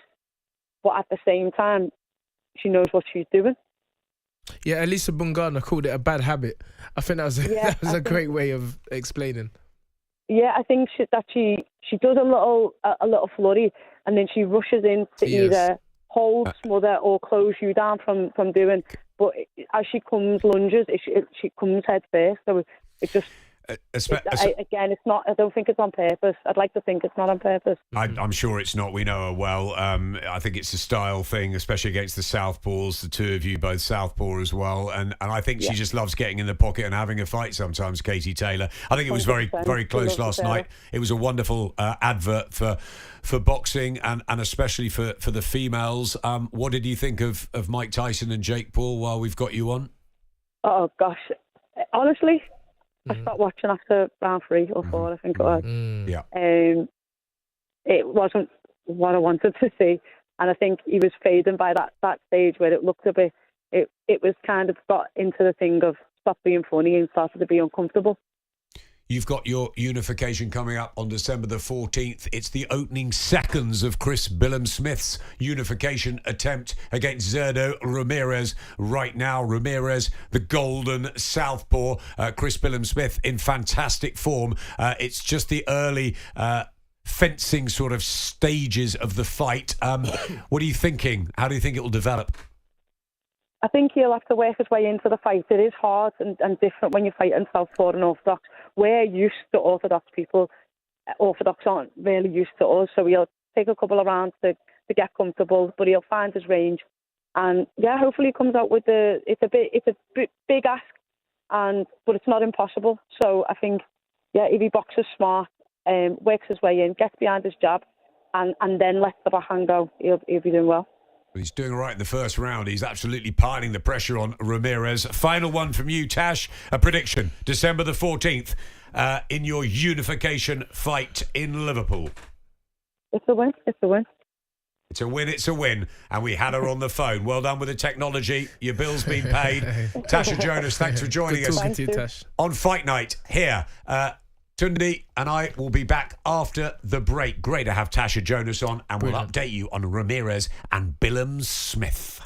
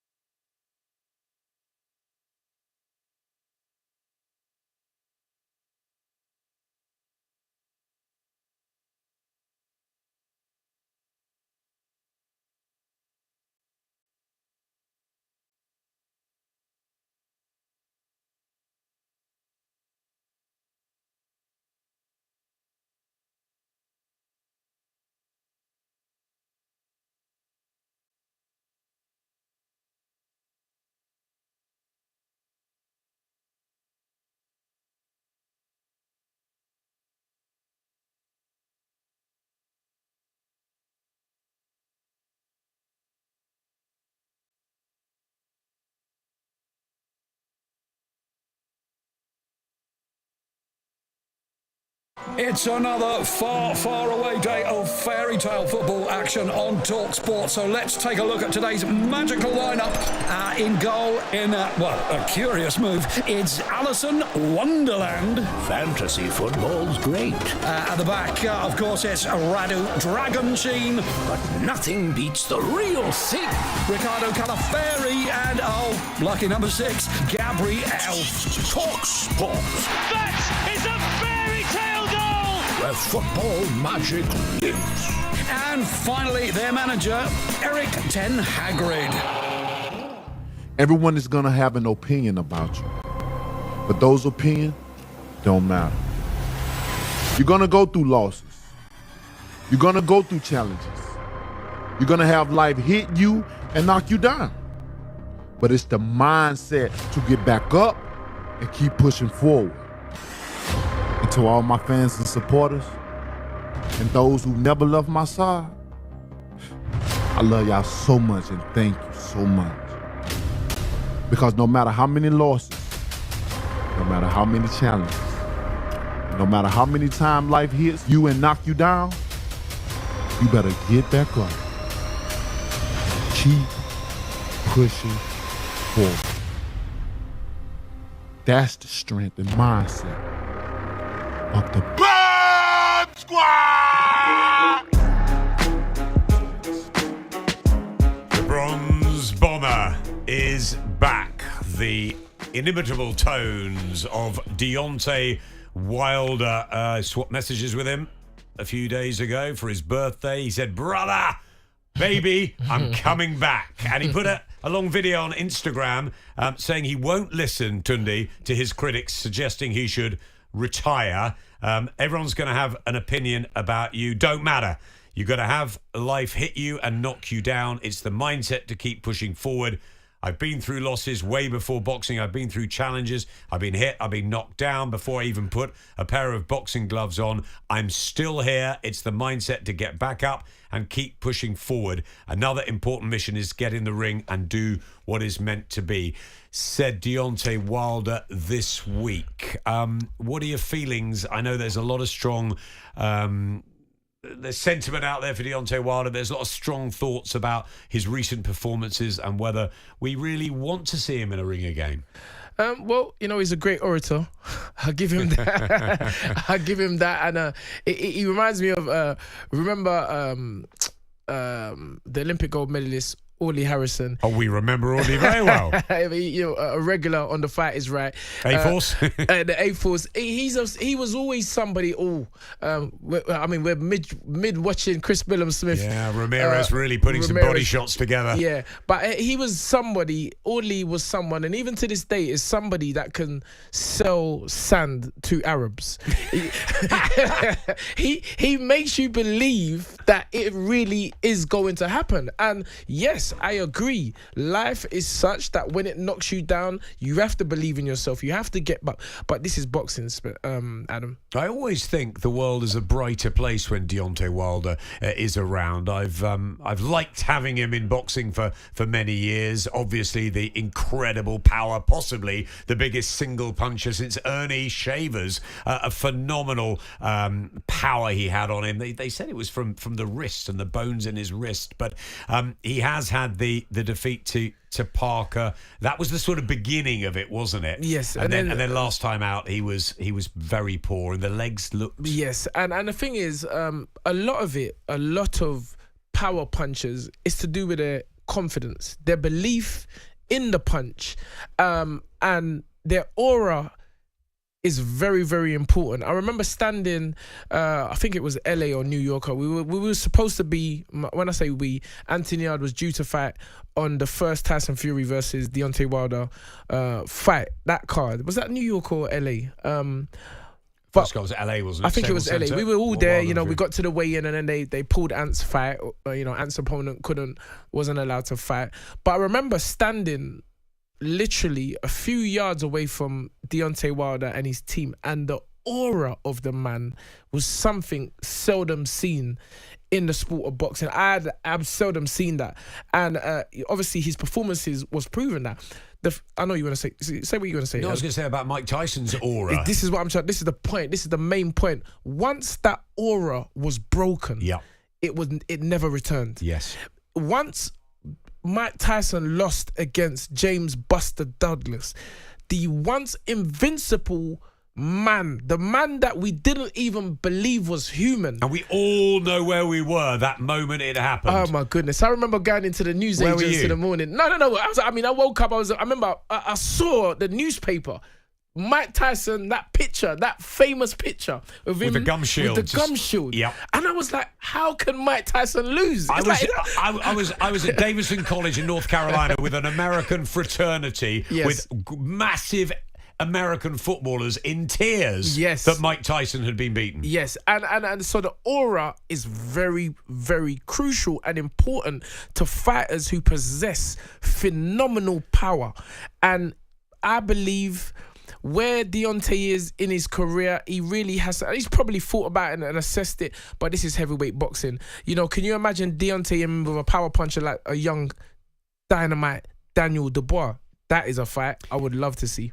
4 defeats in his last 5. The trilogy with Tyson Fury, unbelievable. Maybe has taken something out of both of them. He got that very quick win over Robert Helenius, and remember went to visit him in a hospital afterwards.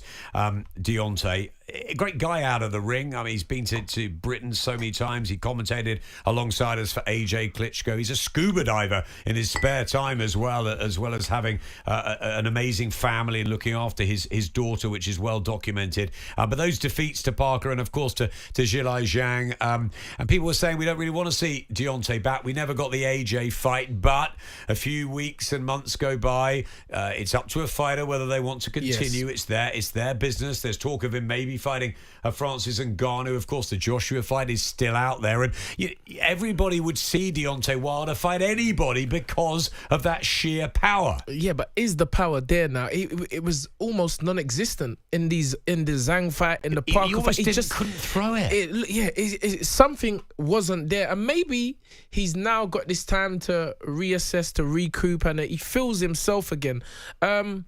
You're right, Adam. Nobody can tell it. You know, the fighter has to be the one to really see it for himself, even though people around him may be saying that. So it's good. As I said, nobody can talk a fight the way Deontay Wilder can talk a fight, and he's good for boxing. And so there are still fights left for him. There are still an Anthony Joshua fight. That would be a good fight. You know, both of them. So you want to see him back in the ring? I do want to see him back in the ring. I just feel that he is good for the sport, and punches are necessary in the sport of boxing. Joshua Wilder next. All right, let's get it on. Let's get it on. What about Martin Bakole? We haven't talked about him. I was on the Simon and Jim show earlier in the week, and we had Billy Nelson live, which is fantastic. Always like talking to Billy. Great trainer, being with Scott Harrison and many others. Yes. I think he's looking after Richard Riakporhe now too. But his main man is Ricky Martin Burns. Yeah, Ricky Burns, of course. And his main man, Martin Bakole, yes. Who Billy has been with for a long time. He used to knock on the Sky door and say, Adam, the team, come on, you've got to give this guy Martin Bakole a look. That one defeat to Michael Hunter, everything since then has gone fantastic. He had the big win over Jared Anderson in front of Turkey on Riyadh season in the States. We were talking to Billy the other day, and he's still saying Martin Bakole's forgotten. Martin Bakole should be having these opportunities. Has talked maybe of Caballel or one of those, but he's calling for Dubois. He's calling for all of them. I mean, I think another lesson that young prospects need to take. You don't go around beating up world champions in sparring, because when it's time to fight, nobody wants to fight you. Can't be like usually, you know. I mean, you're the danger man. You're the danger man. You know, you've gone to spar with Usyk. Apparently, you've dropped Usyk. You've sparred with Dubois. You're telling everyone you dropped Dubois. You know, it's just not the way you sell yourself to someone who now has the belt. But you know, he's the number one for a reason now, and eventually, let's hope. You know, Billy has been championing his cause for so long, and he deserves a chance. What a fantastic performance against Gerard Anderson. And he was dancing the jig afterwards, Billy Nelson. They were celebrating, and it was an amazing amazing performance, wasn't it? He looked. They were saying in commentary there were shades of form in the way he sort of walked Anderson down, and he's one of these guys that none of the top guys particularly want to fight. Yeah, but listen, there's mandatories for a reason. Yeah, and he's working his way, or he's worked his way into the number one. I think in 2 or 3 of the governing bodies now, so it's his time. Meanwhile, Ramirez is starting to chew up Billam-Smith a little bit in the 4th round. He seems a bit open here, CBS, and Ramirez gathering and gaining confidence and momentum. The body shots are flying. Really good action out in Riyadh, isn't it? Oh, this is a tremendous fight, and here we see the grit, as I spoke about, of Billam-Smith. And let me tell you, those body shots are hurting Ramirez.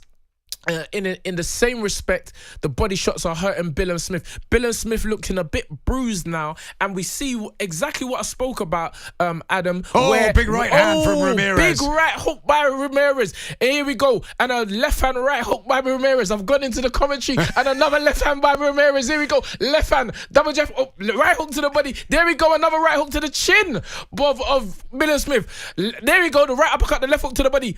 Again. 1-2 by Chris Billam-Smith. But he's tough, Billam-Smith, and he's come back end of the 4th round, and he's giving it back to Ramirez. Terrific fight happening out in Riyadh. Meanwhile, Martin Bakole can't get that big fight, Tunde. And I said to Billy Nelson, I said, Billy, you've got to bring him around. You've got to get him noticed, Bakole, because I think he needs a little bit more PR, a bit more sort of getting around the scene. And he said, Adam, he's the fighter. That's what he does, and he needs the chance. Well, this is why I feel every fighter needs a mouthpiece. You know, Billy, I'll talk for him. I'll bring this to this man. You know, me and Billy's on the show regularly. Fighters are fighters, and he definitely has that in Martin. Billy Nelson, we all know Billy. He's a master. He's one of the elite trainers of the game. Proven, but he himself is not going to go out and talk up the fight or the fighter. It's a kind of weird one and a strange one, but I feel that eventually patience always pays off. We mentioned Joe Parker earlier.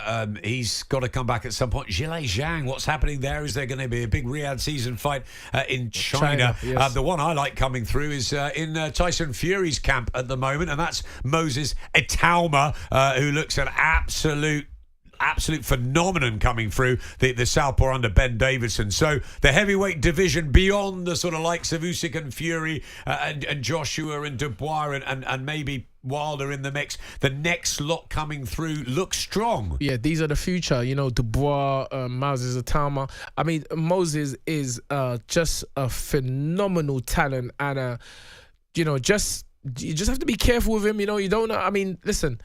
He could end up, he could be one of those youngsters that, break records, becoming one of these young heavyweight world champion. He does have that ability.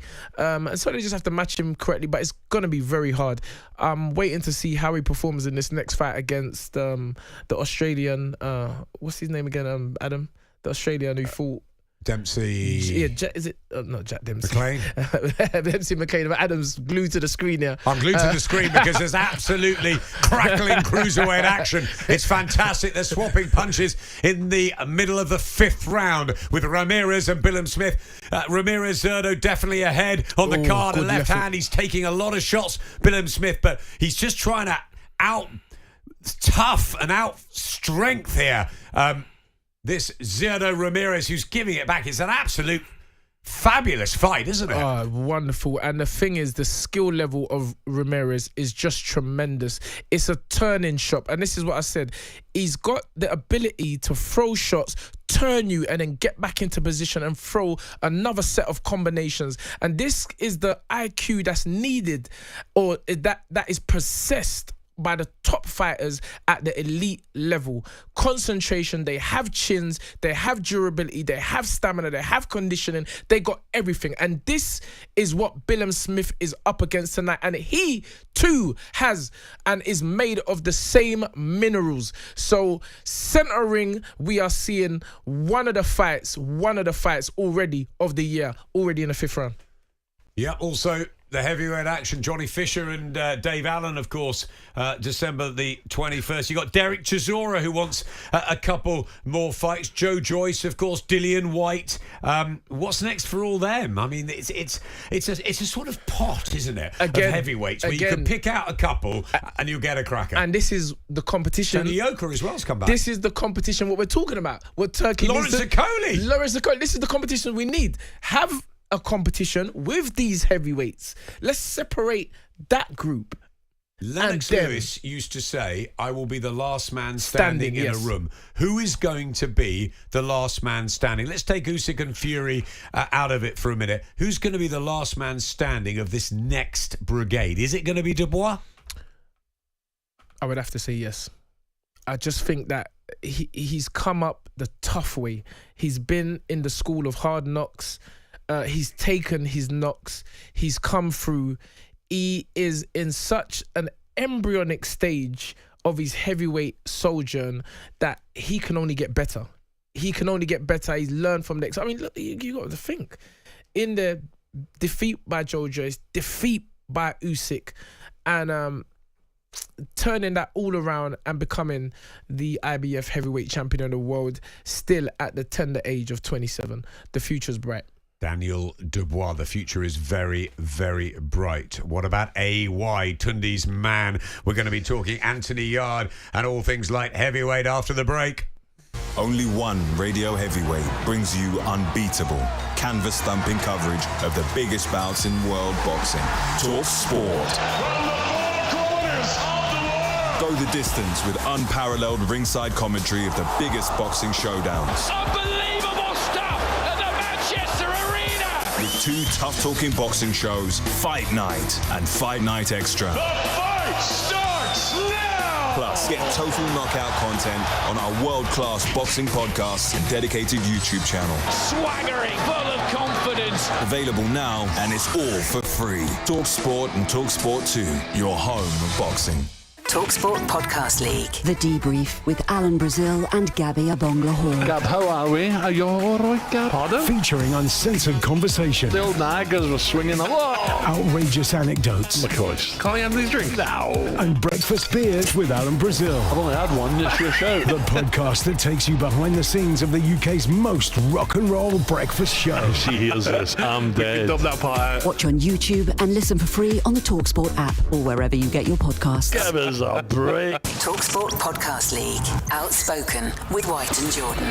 The best of Whyte and Jordan is now available in one unmissable daily podcast. So you've got a perfect storm. From the top flight to the big fight, get opinionated debate that's always on the ball. Time to hire somebody who can win. And on the money. This is a long way from a done deal. Outrageous. Outstanding. Outspoken. It's hard to say that, but it's the truth. Out now. Listen or download for free on the talkSPORT app or from your favourite podcast portal. Reasons to like TalkSport. 1, 2, 3.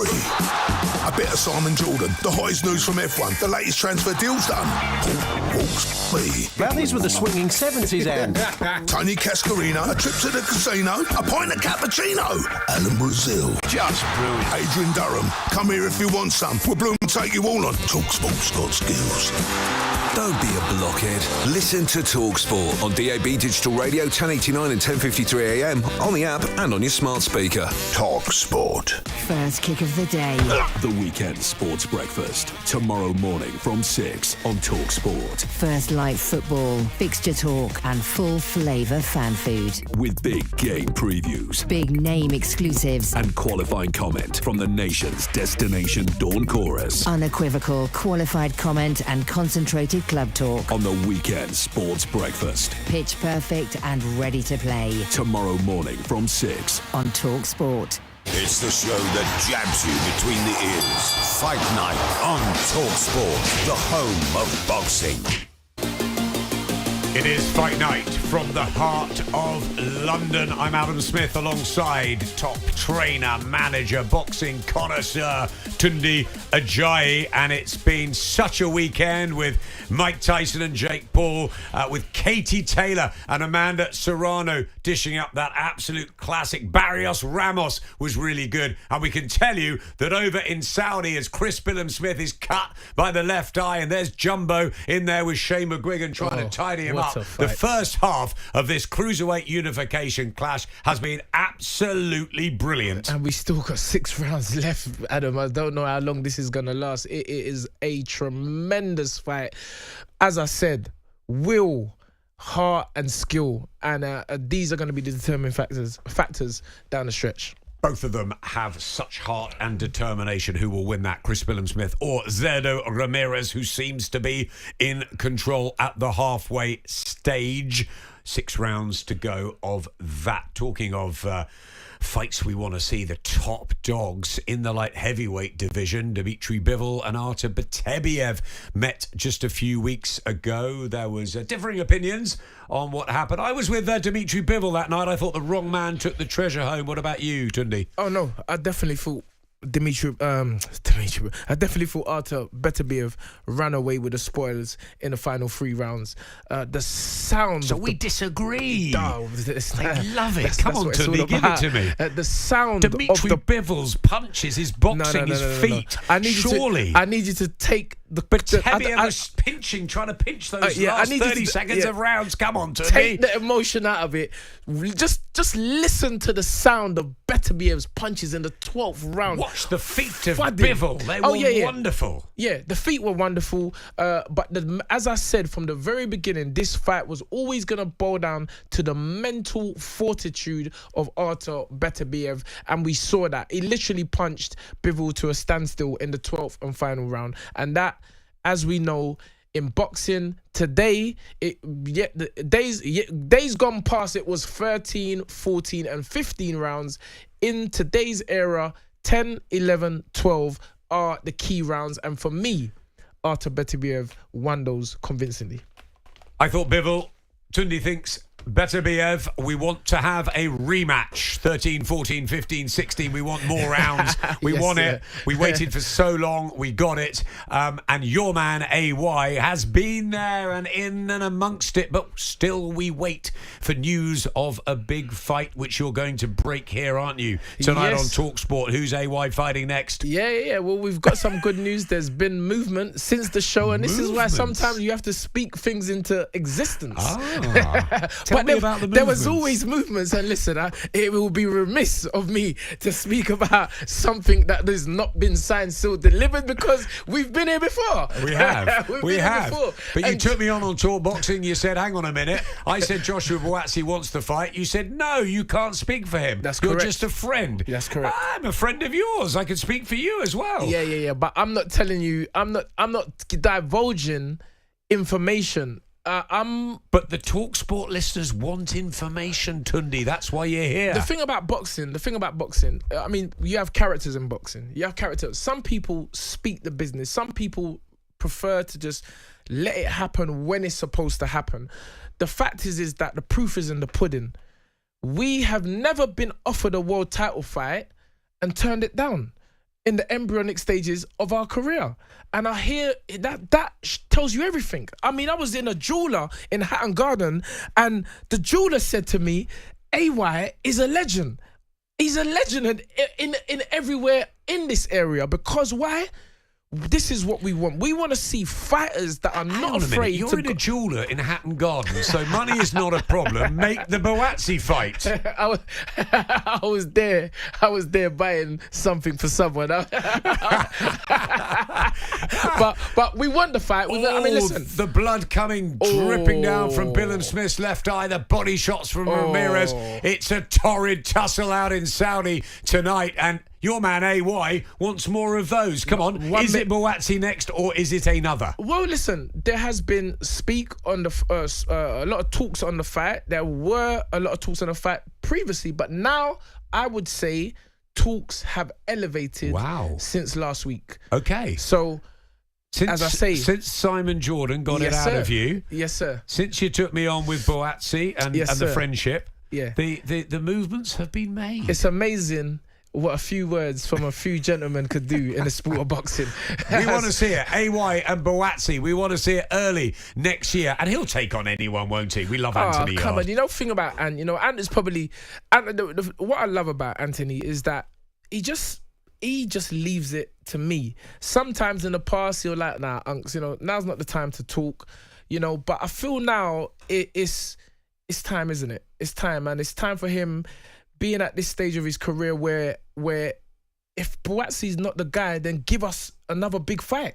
He's that type of fighter. We're not into these tune-up fights, and we've done all of that. We've had the fights. Obviously, when you're out for a long time, you need to get yourself back.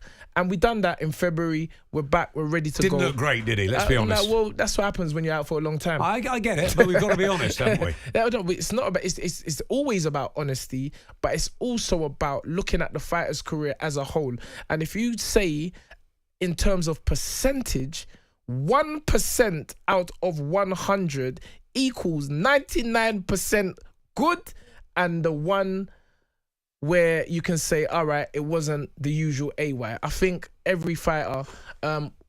Beautiful uppercut from Ramirez, who is picking off these rounds into the 8th and he's out turning him. in Saudi. Anthony Yarde's been at this level before. Do you think he can and will become a world elite champion? Well, Deontay Wilder just told you, you don't never stop believing in yourself. You set yourself a goal, you set yourself a target, and as long as you stick to that, we end up leaving ourselves with what they call in psychology the end of the movie scenario, which is... Oh, I love this. Yes, sir.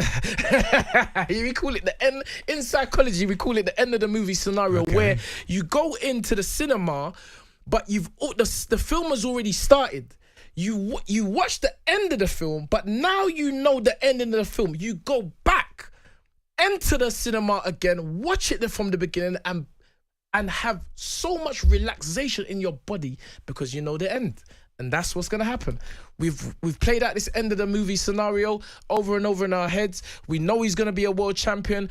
It's just following the course. Watch the subplots. Watch the middle part of the movie. Watch the nail biting. And then it's good to go. WBO, WBC, IBF, WA, unified champion of the world. Bring on Beterviev, bring on Bivol, bring them all on. Anthony Yarde will be the guy. Get your popcorn out, says Tunde Ajayi. We absolutely love it. We want to see Anthony Yarde in those big fights. Big fight in Saudi going on with Zerda Ramirez in control, but Chris Billam-Smith brave and coming back. It's an absolute cracker out there, and we'll be bringing you more about that. Oh, and ours here in the studio as we watch it unfold, and there's still 4.5 rounds to go.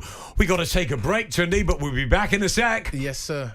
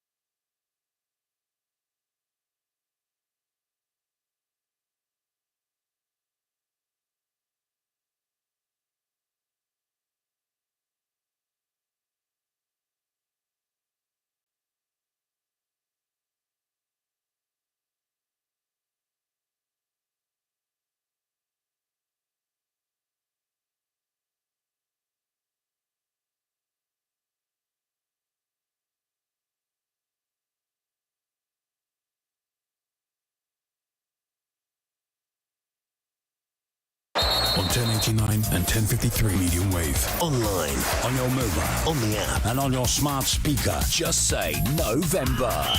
Talk Sport. Talk Sport. With the latest headlines, I'm Jeremy Leeburn. It seems the Ruben Amorim era at Manchester United can finally get underway next week. TalkSport understands that he will be able to take charge of training for the first time on Monday with his visa issues now resolved. Amorim has told MUTV that he feels now that he is where he belongs. The history of this club. All the people are hungry for success. This is the place I want to be, also because of that. Because you can be part of something special. Back to today's action, and Wales remain unbeaten under Craig Bellamy after their goalless draw away to Turkey in the Nations League. It leaves them 2 points behind the group leaders. To the WSL now, and Chelsea have gone top of the league following a 2-0 win at home to title rivals Manchester City. It's now 7 victories from as many top-flight matches this season for the champions. Here's their boss, Sonia Bompasta. I think the girls were great tonight. They were able to follow the game plan, and we could see in the second half exactly what we wanted to see. Rugby Union now, and England have suffered a third straight defeat in the Autumn Nations Series, losing 29 points to 20 to world champions South Africa. That's their 5th Test match defeat in a row. Meanwhile, a much-changed Scotland picked up their second win of the autumn with a 59-21 victory over Portugal at Murrayfield. And now to what's been a free-scoring 4th T20 international between West Indies and England in St Lucia. It's now getting towards the business end. With the very latest, here's TalkSport's Nick Ellaby. Yeah, mad game here. West Indies chasing 219, a record on this ground to beat England. They're currently 172 for 4 in the 14th. Shimon Hetmeyer just been caught. Great catch by long on. By Liam Livingstone. He's injured his knee in the process though. West Indies should still do it from here. 6 wickets in hand, 47 runs needed off 40 balls. Live commentary continues over on TalkSport 2. Thanks, Nick. He'll have updates here on TalkSport, and as he mentioned, live commentary over on TalkSport 2. TalkSport News. A man's been arrested after a pedestrian was killed in a hit and run in Bexley, southeast London. And chronic disease brought on by unhealthy food is claimed to be costing the UK some £268 billion a year. TalkSport weather with QuickFit.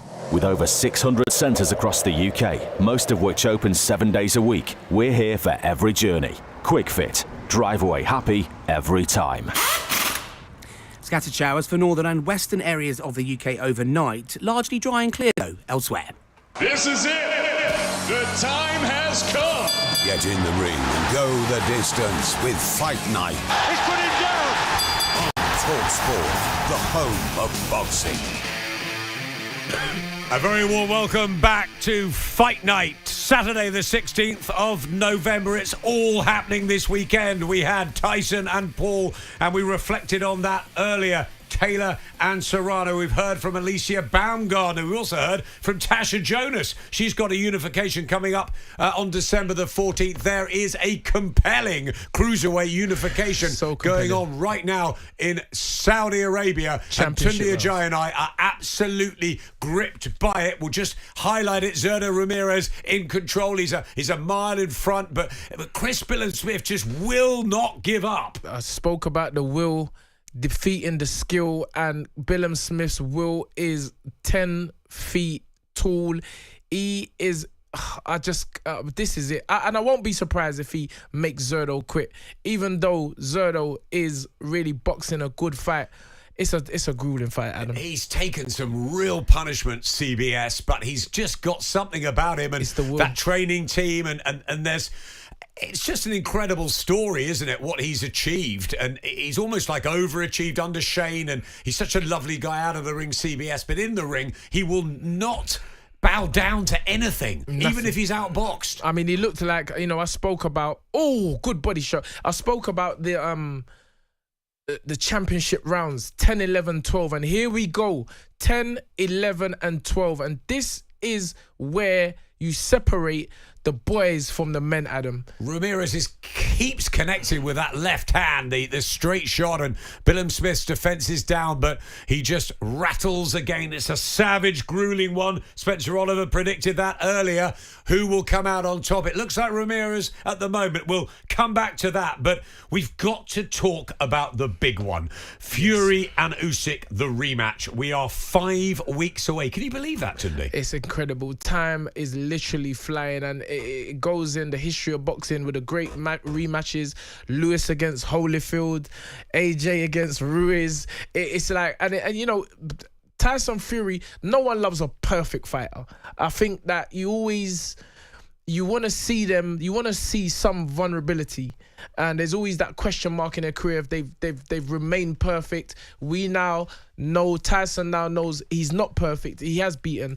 He has the opportunity to rewrite the wrong, as he's said, stop messing about and take this job real serious and reclaim the heavyweight title of the world. Yeah, Tyson Fury told us a few weeks ago at Box Park on the night that Daniel Dubois beat Joshua, he was saying he won the first fight, but at the press conference to announce it officially in the city, he said no, he didn't, and he's got to knuckle down. He is out in training camp.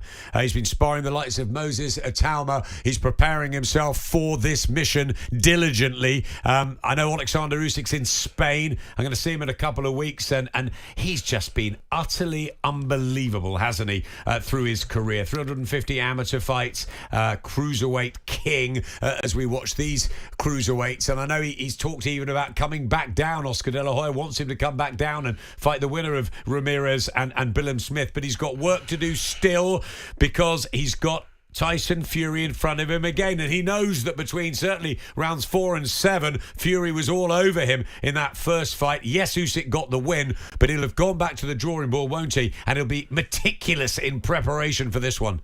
Literally, he's clocked the game, as they say. He has clocked the computer game.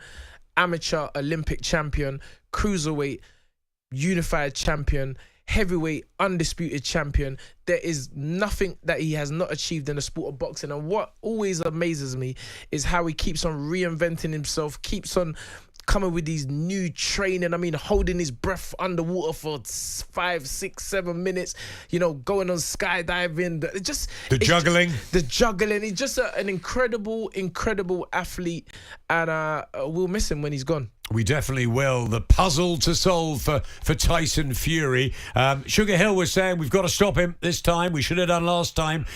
He's got that size advantage. We always talk about it. Lennox Lewis saying the other day, the big guy beats the little guy if they're both good. But Usyk's exceptional. He's pound for pound surely number one at the moment. Oh, absolutely. And I mean, I hear what Lennox is saying about the good guy. The big guy always beats the little guy. But what was most interesting about the first fight is that Usyk, the smaller guy, was walking back the big guy, and that going into the rematch, I feel is going to give Alexander Usyk even more confidence, knowing that he has the punch power to really have Tyson Fury, you know, teetering and tottering, and you love that, don't I you? love that. Well, that's my line, Adam. yeah. And the fact that he just boxed a brilliant fight, and there was I didn't see one point in the fight where I could say Alexander Usyk was in real bad trouble, but the same can't be said for Tyson. Do you think Tyson Fury, we talked about Deontay Wilder earlier, has sort of had that trilogy, then the Ngannou fight, then he was rocked and rolled around the ring in the 9th round against Usyk. Is he starting to just ship a little bit too many, and are the legs strong still? Could that be a thing with Tyson? We know he's gone up and down a little bit out of the ring, whereas Usyk, the consummate professional, never out of shape. Do you think that comes into it, or do you think Fury goes in and does what he did against Deontay Wilder in the second fight and just goes in and destroys him? Well, Is that possible? Well, that's it. It's a question of ambition and will, and what your determination to do better than the last time. Tyson Fury's never been in that position as a fighter, as a heavyweight. First defeat. It's his first defeat. It's always so. This is another opportunity to show how great he is, and I believe that in itself is what is going to motivate Tyson to put on a career best performance. Is it a case of Fury's got to get rid of him within 6 or 7, or if Usyk's still there, the same sort of thing happens as it did last time, and maybe even an Usyk late stoppage? No, absolutely not. Absolutely not. Tyson Fury can box circles around Usyk if he wants to. Really? I believe so. I mean, he, by his own admission, said it felt so easy in the early rounds. The thing is about this level, and I keep saying it, is the ability to do it over the long course with another man who is exactly, or if not better than you, in terms of your cerebral concentration. But you're saying Fury can outbox Usyk? I believe so. Really? Round after round? I believe so. But this is Tyson Fury. This is a man.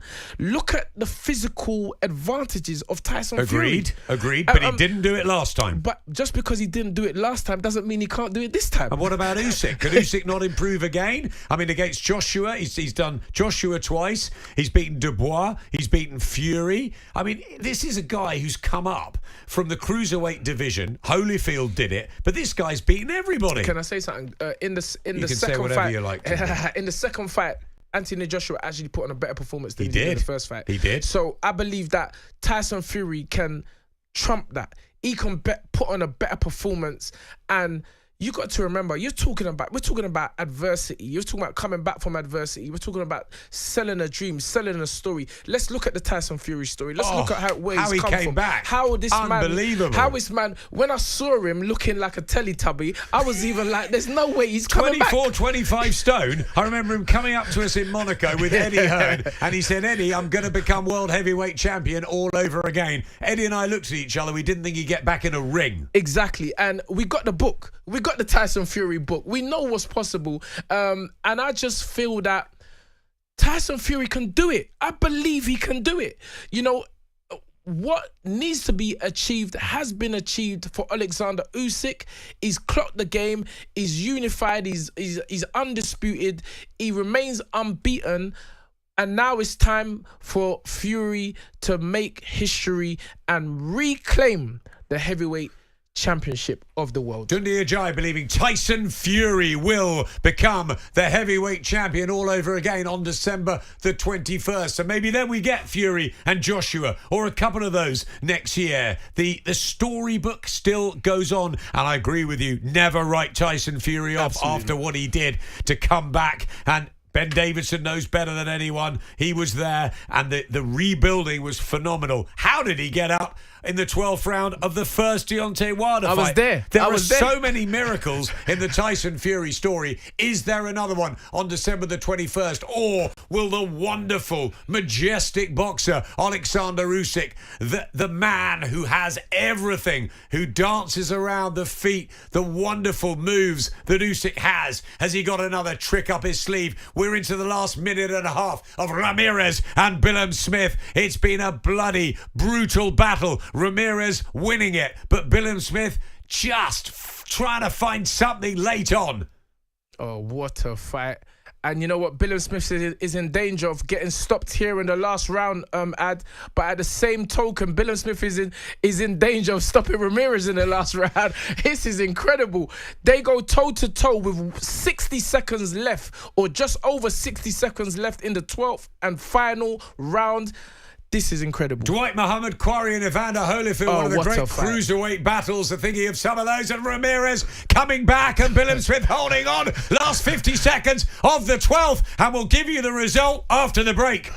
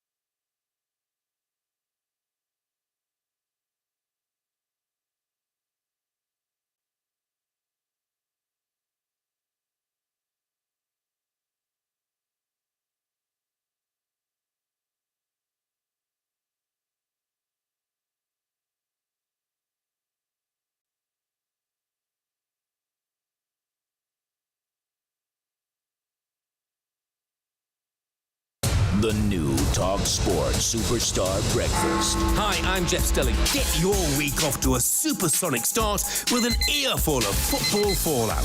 talkSPORT Superstar Breakfast. Back Monday morning from 6 on talkSPORT. Here we go.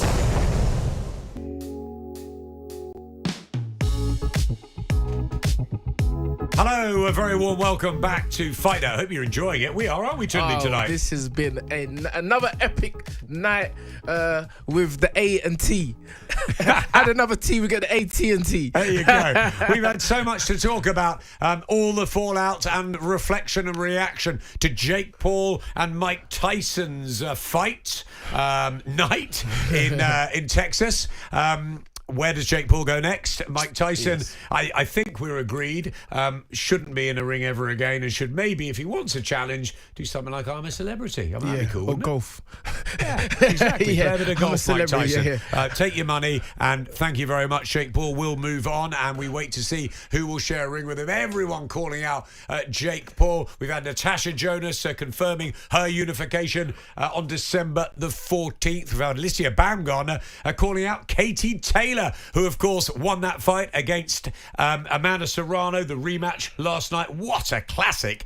We had a brilliant fight at welterweight with Barrios and Ramos, and we just had an absolutely superb cruiserweight collision between Zerdo Ramirez and Chris Billam-Smith. Turki Al-Sheikh is putting on the money fights. That's it, and this is what we want. We want the money. You know, these young men deserve every last dollar, nickel, dime and pound coin that is coming to them. I mean, just look at that fight, Adam. And here we got the result. We're getting the result now. And it's 116, 112, 116, 112, and 116, 113. And Zerdo Ramirez has unified the cruiserweight division. He adds the WBO belt alongside his WBA title. It was quite narrow on the cards. I think the viewers' verdicts on Sky Sports had it a bit wider. Chris Billam-Smith, absolutely superb to the end. What a warrior. What a warrior. The spirit they showed in there tonight. They can both be so proud. And I called it to the T. I said this would be a fight of will and skill. And we saw what I've known Chris Billam-Smith has got. Obviously, I've kept a close eye on Chris Billam-Smith. I've watched every one of his fights. And I know this young man, as you say, is an overachiever. And you're not wrong to say that. And he's beaten people that we all thought he was going to lose. Well, not we. Most people thought he was going to lose against. And tonight, he is where he belongs. At the world stage, Chris Billam-Smith is a world-class cruiserweight. He's certainly a world-class cruiserweight and a deserved world champion. And we say overachieving because I think he'll even be honest and admit it that, you know, he came into the sport. He had that loss against Riakporhe and he's come back and he's been absolutely brilliant under Shane McGuigan, who deserves so many props for it. And the effort and I just cannot believe. You have to see that fight. Ramirez and Billam-Smith topping the Saudi show out there. And it's just the cruiserweight unifications, the light heavyweight battles with Bivol and Beterviev, Usyk and Fury. The fans are getting these fights, Tunde, and it's just more. There's more in 2025. I know it. And it just shows you. And I say, and you know, people talk about YouTube boxing being bad for boxing. No, it highlights boxing. And no matter if you have a fight or a spectacle like last night, you will always get the solid boxing fans appreciating coming out and watching these types of contests. Boxing will live forever. Oscar De La Hoya with a lovely smile on his face, the golden boy, Ben Shalom alongside him. They can be extraordinarily proud of their warriors. What's next then for Zerdo Ramirez? It's got to be unification and for undisputed cruiserweight championship of the world against Jai Opetaia. It is a fight I'm eager to see, and a fight, I said it in the studio, I make Ramirez the favourite for the fight. You love this golden southpaw, don't you, Ramirez? Brilliant. I'm a massive Jai Opetaia admirer. I think he's wonderful. I think he's terrific. You're going to get a battle of southpaws, slightly different styles. Opetaia, brilliant to the body. I mean, I think it's a wonderful fight. A brilliant fight. Two southpaws. Two southpaws sometimes don't make a great fight, but these two, I think, will. Definitely, because they're volume punchers. Well, certainly Ramirez is a volume puncher. We've seen tonight that he throws like a light heavyweight. He throws like a super middleweight. And he's got one hell of a beard. He took some almighty headshots, body shots tonight. His resistance, his resilience, his passion, his fitness, the foot movement, the technical IQ, the sidestepping, everything you want in a fighter is packaged in Gilberto Ramirez. He's had nearly 50 fights. That must take something out of him, though. The Billam-Smith one, Opetaia fresher. I'm going to go against you. I think Opetaia could beat Ramirez. We want to see it. Turkey, Al-Sheikh, I'm sure he's thinking that. His mouth is watering. He's going to make it happen.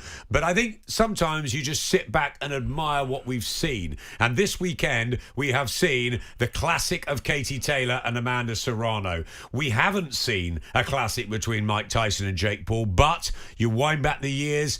Go back and have a look at Mike Tyson at his pomp against the likes of Spinks, of Pinklon Thomas, destroying Larry Holmes, Trevor Berbick when he became heavyweight champion. We can reminisce, and we want to see Ramirez and Billam-Smith. That was brilliant. And you have Bivol and Beterviev. We're going to have that again. 2025, Tunde, could just be one of the greatest years for boxing in the way that the sport and the landscape has completely changed in 24. It's called the resurgence. The resurgence of the sport of boxing. And at the helm of it is Turkey Al-Sheikh. And he has forced fighters and forced promoters and fighters to work together to make the best fights possible for the fans. And guess what? He is putting his money where his mouth is. And it's just a wonderful, wonderful time for our sport, Adam, and long may it continue. Zeno Ramirez being interviewed. It's all smiles. Bernard Hopkins and Oscar De La Hoya, the Golden Boy promoters. They're in now. It's not just Frank Warren and Eddie Hearn. It is the likes of Oscar and Ben Shalom as Chris Billam-Smith being interviewed. He'll be really disappointed, but I think he'll be immensely proud of himself that he's done the 12 rounds at this sort of level. Nasty cut round the eye. He's got the bruises, but you know he's a wonderful guy. WBO cruiserweight champion, but the belt has gone. He needs a rest, doesn't he now? A very, very long rest, but knowing Chris Billam-Smith, he'll lick his wounds and he'll get back on the horse straight away. This is an incredible young man, one who has great perseverance and just a wonderful gentleman all the way round. Great perseverance, great manners, great chess player, Tunde. During lockdown, we had a battle or two, Chris and I, and it was great fun. He's a thinker. That's another thing. He's a gentleman, and he's a dad, and he's a good guy. That's another thing him and AY will be competing against then, because all AY does is play chess. Does he? Yes, sir. I'm gonna come and see you, yeah, man. he will love that. I'm gonna come and see you, boy. That's it. Does, yeah. Let's see if he can deal with my opening, Tunde Ajayi. Actually, no, I'm a bit rusty on the old chess. Lennox Lewis, a good player. I tell you, he also can play, and I tell you, he's not finished either in boxing. He's Regis Prograis can play chess. Oh wow, you don't think he's finished in boxing? He doesn't. He said he's going to come back. So lick his wounds again after the Jack Catterall defeat. It's just brilliant, isn't it? Ramirez and Billam-Smith out in Saudi. Other results to give you. Tevin Farmer, unfortunately, didn't end up with a victory in his sort of comeback. William Zepeda just a little bit too much. Split decision win for Zepeda against Tevin Farmer. Oscar Collazo winning, retaining his WBO Ring Magazine minimum title. Waits against Tamun Neom Trong. Oscar Durate beat Akhmedov at super lightweight, and Zayed Almoyov drew with Juan Garcia. Arnold Barboza Jr., who we watched in here actually that night of the Haney-Garcia fight, and I thought he got robbed again. I thought Sean McComb got robbed that night. Absolutely, but it just shows you, the gods were favouring Barboza Jr. tonight, and I don't believe most onlookers, boxers, actually believed he would beat Ramirez, but he put on a brilliant performance tonight, and he's back in the mix. He's the champ. Barboza Jr. defeating Jose Ramirez. So what do you think Turki Al-Sheikh has taken out of this Latino night? It didn't get the same coverage as maybe Beterviev, certainly, and obviously the UsykFuries, and maybe even the 5v5s. Slightly under the radar, maybe, with what happened in Texas this weekend. What's he thinking with Golden Boy and all of this competition, the Matchroom, and maybe Boxer have got a 5 as well? Well, again, it's keeping the system going. You know, not everything is going to be the big fights like Tyson Fury and Usyk, Beterviev and Bivol. But as I said, it's an ecosystem, and there are many fights that can be made good fights where you don't, you know, they're not pay-per-view, but they are good, high-level boxing matches where the fans and people alike can enjoy, and that's exactly what we got tonight. And with Turki Al-Sheikh's input into these shows, I just think, again, it's brilliant. I mean, we've been here in the studios, but at the same time enjoying the wonderful event that has been put on by Mr. Al-Sheikh and Golden Boy. And boxing is absolutely incredible, and there's stories everywhere. I've just got to touch briefly on this nonsense between Eddie Hearn and Oscar De La Hoya. Oscar De La Hoya, a multi-weight world champion, and Eddie Hearn saying, you know, like, if the price is right. I loved Eddie's passion, by the way, after Katie Taylor. I didn't see it, I heard about it. He loves his fighters. Yeah. Absolutely, just, it was incredible to see. But him and De La Hoya, they're not the best of friends. No, it ain't gonna happen. And if Eddie knows if Eddie wants a bit of advice, take Tunde Ajayi's advice. Do not get in there with the Golden Boy, one of the greats of the sport, a multiple world champion, the passion, and you can see, even as a promoter, one of the reasons why he is the best promoter, because he really loves the sport of boxing. He's passionate about it. You see him getting in there, and I wouldn't put it past him to really get back in there and fight, because he is that type of person. Credit to the Golden Boy. He's doing good things. And alongside the executioner, Bernard Hopkins, who, again, one of the great middleweights of all time, who looked after himself so well and still looks in immaculate condition. Immaculate. Skin shining, just sleek, slender. He looks like he can get in a ring right now, and what an intimidating, imposing figure. I remember he had it out with Steve Bunce. I remember that. He threatened Steve Bunce. I was like, what's going on? This man, again, Bernard Hopkins is a light to people who have been through adversity and changed their life around, being in prison, taking up boxing in prison, and really becoming one of the best middleweights of years gone by. I remember Bernard Hopkins saying, if you're not there at 5 a.m. in Miami to film me, my run starts. In bed by 9:30, never had any sauce on his food. Incredible. Bernard Hopkins, one of the best middleweights, as I said, of all time. We're talking the Ring magazine and Ring belts next on talkSPORT.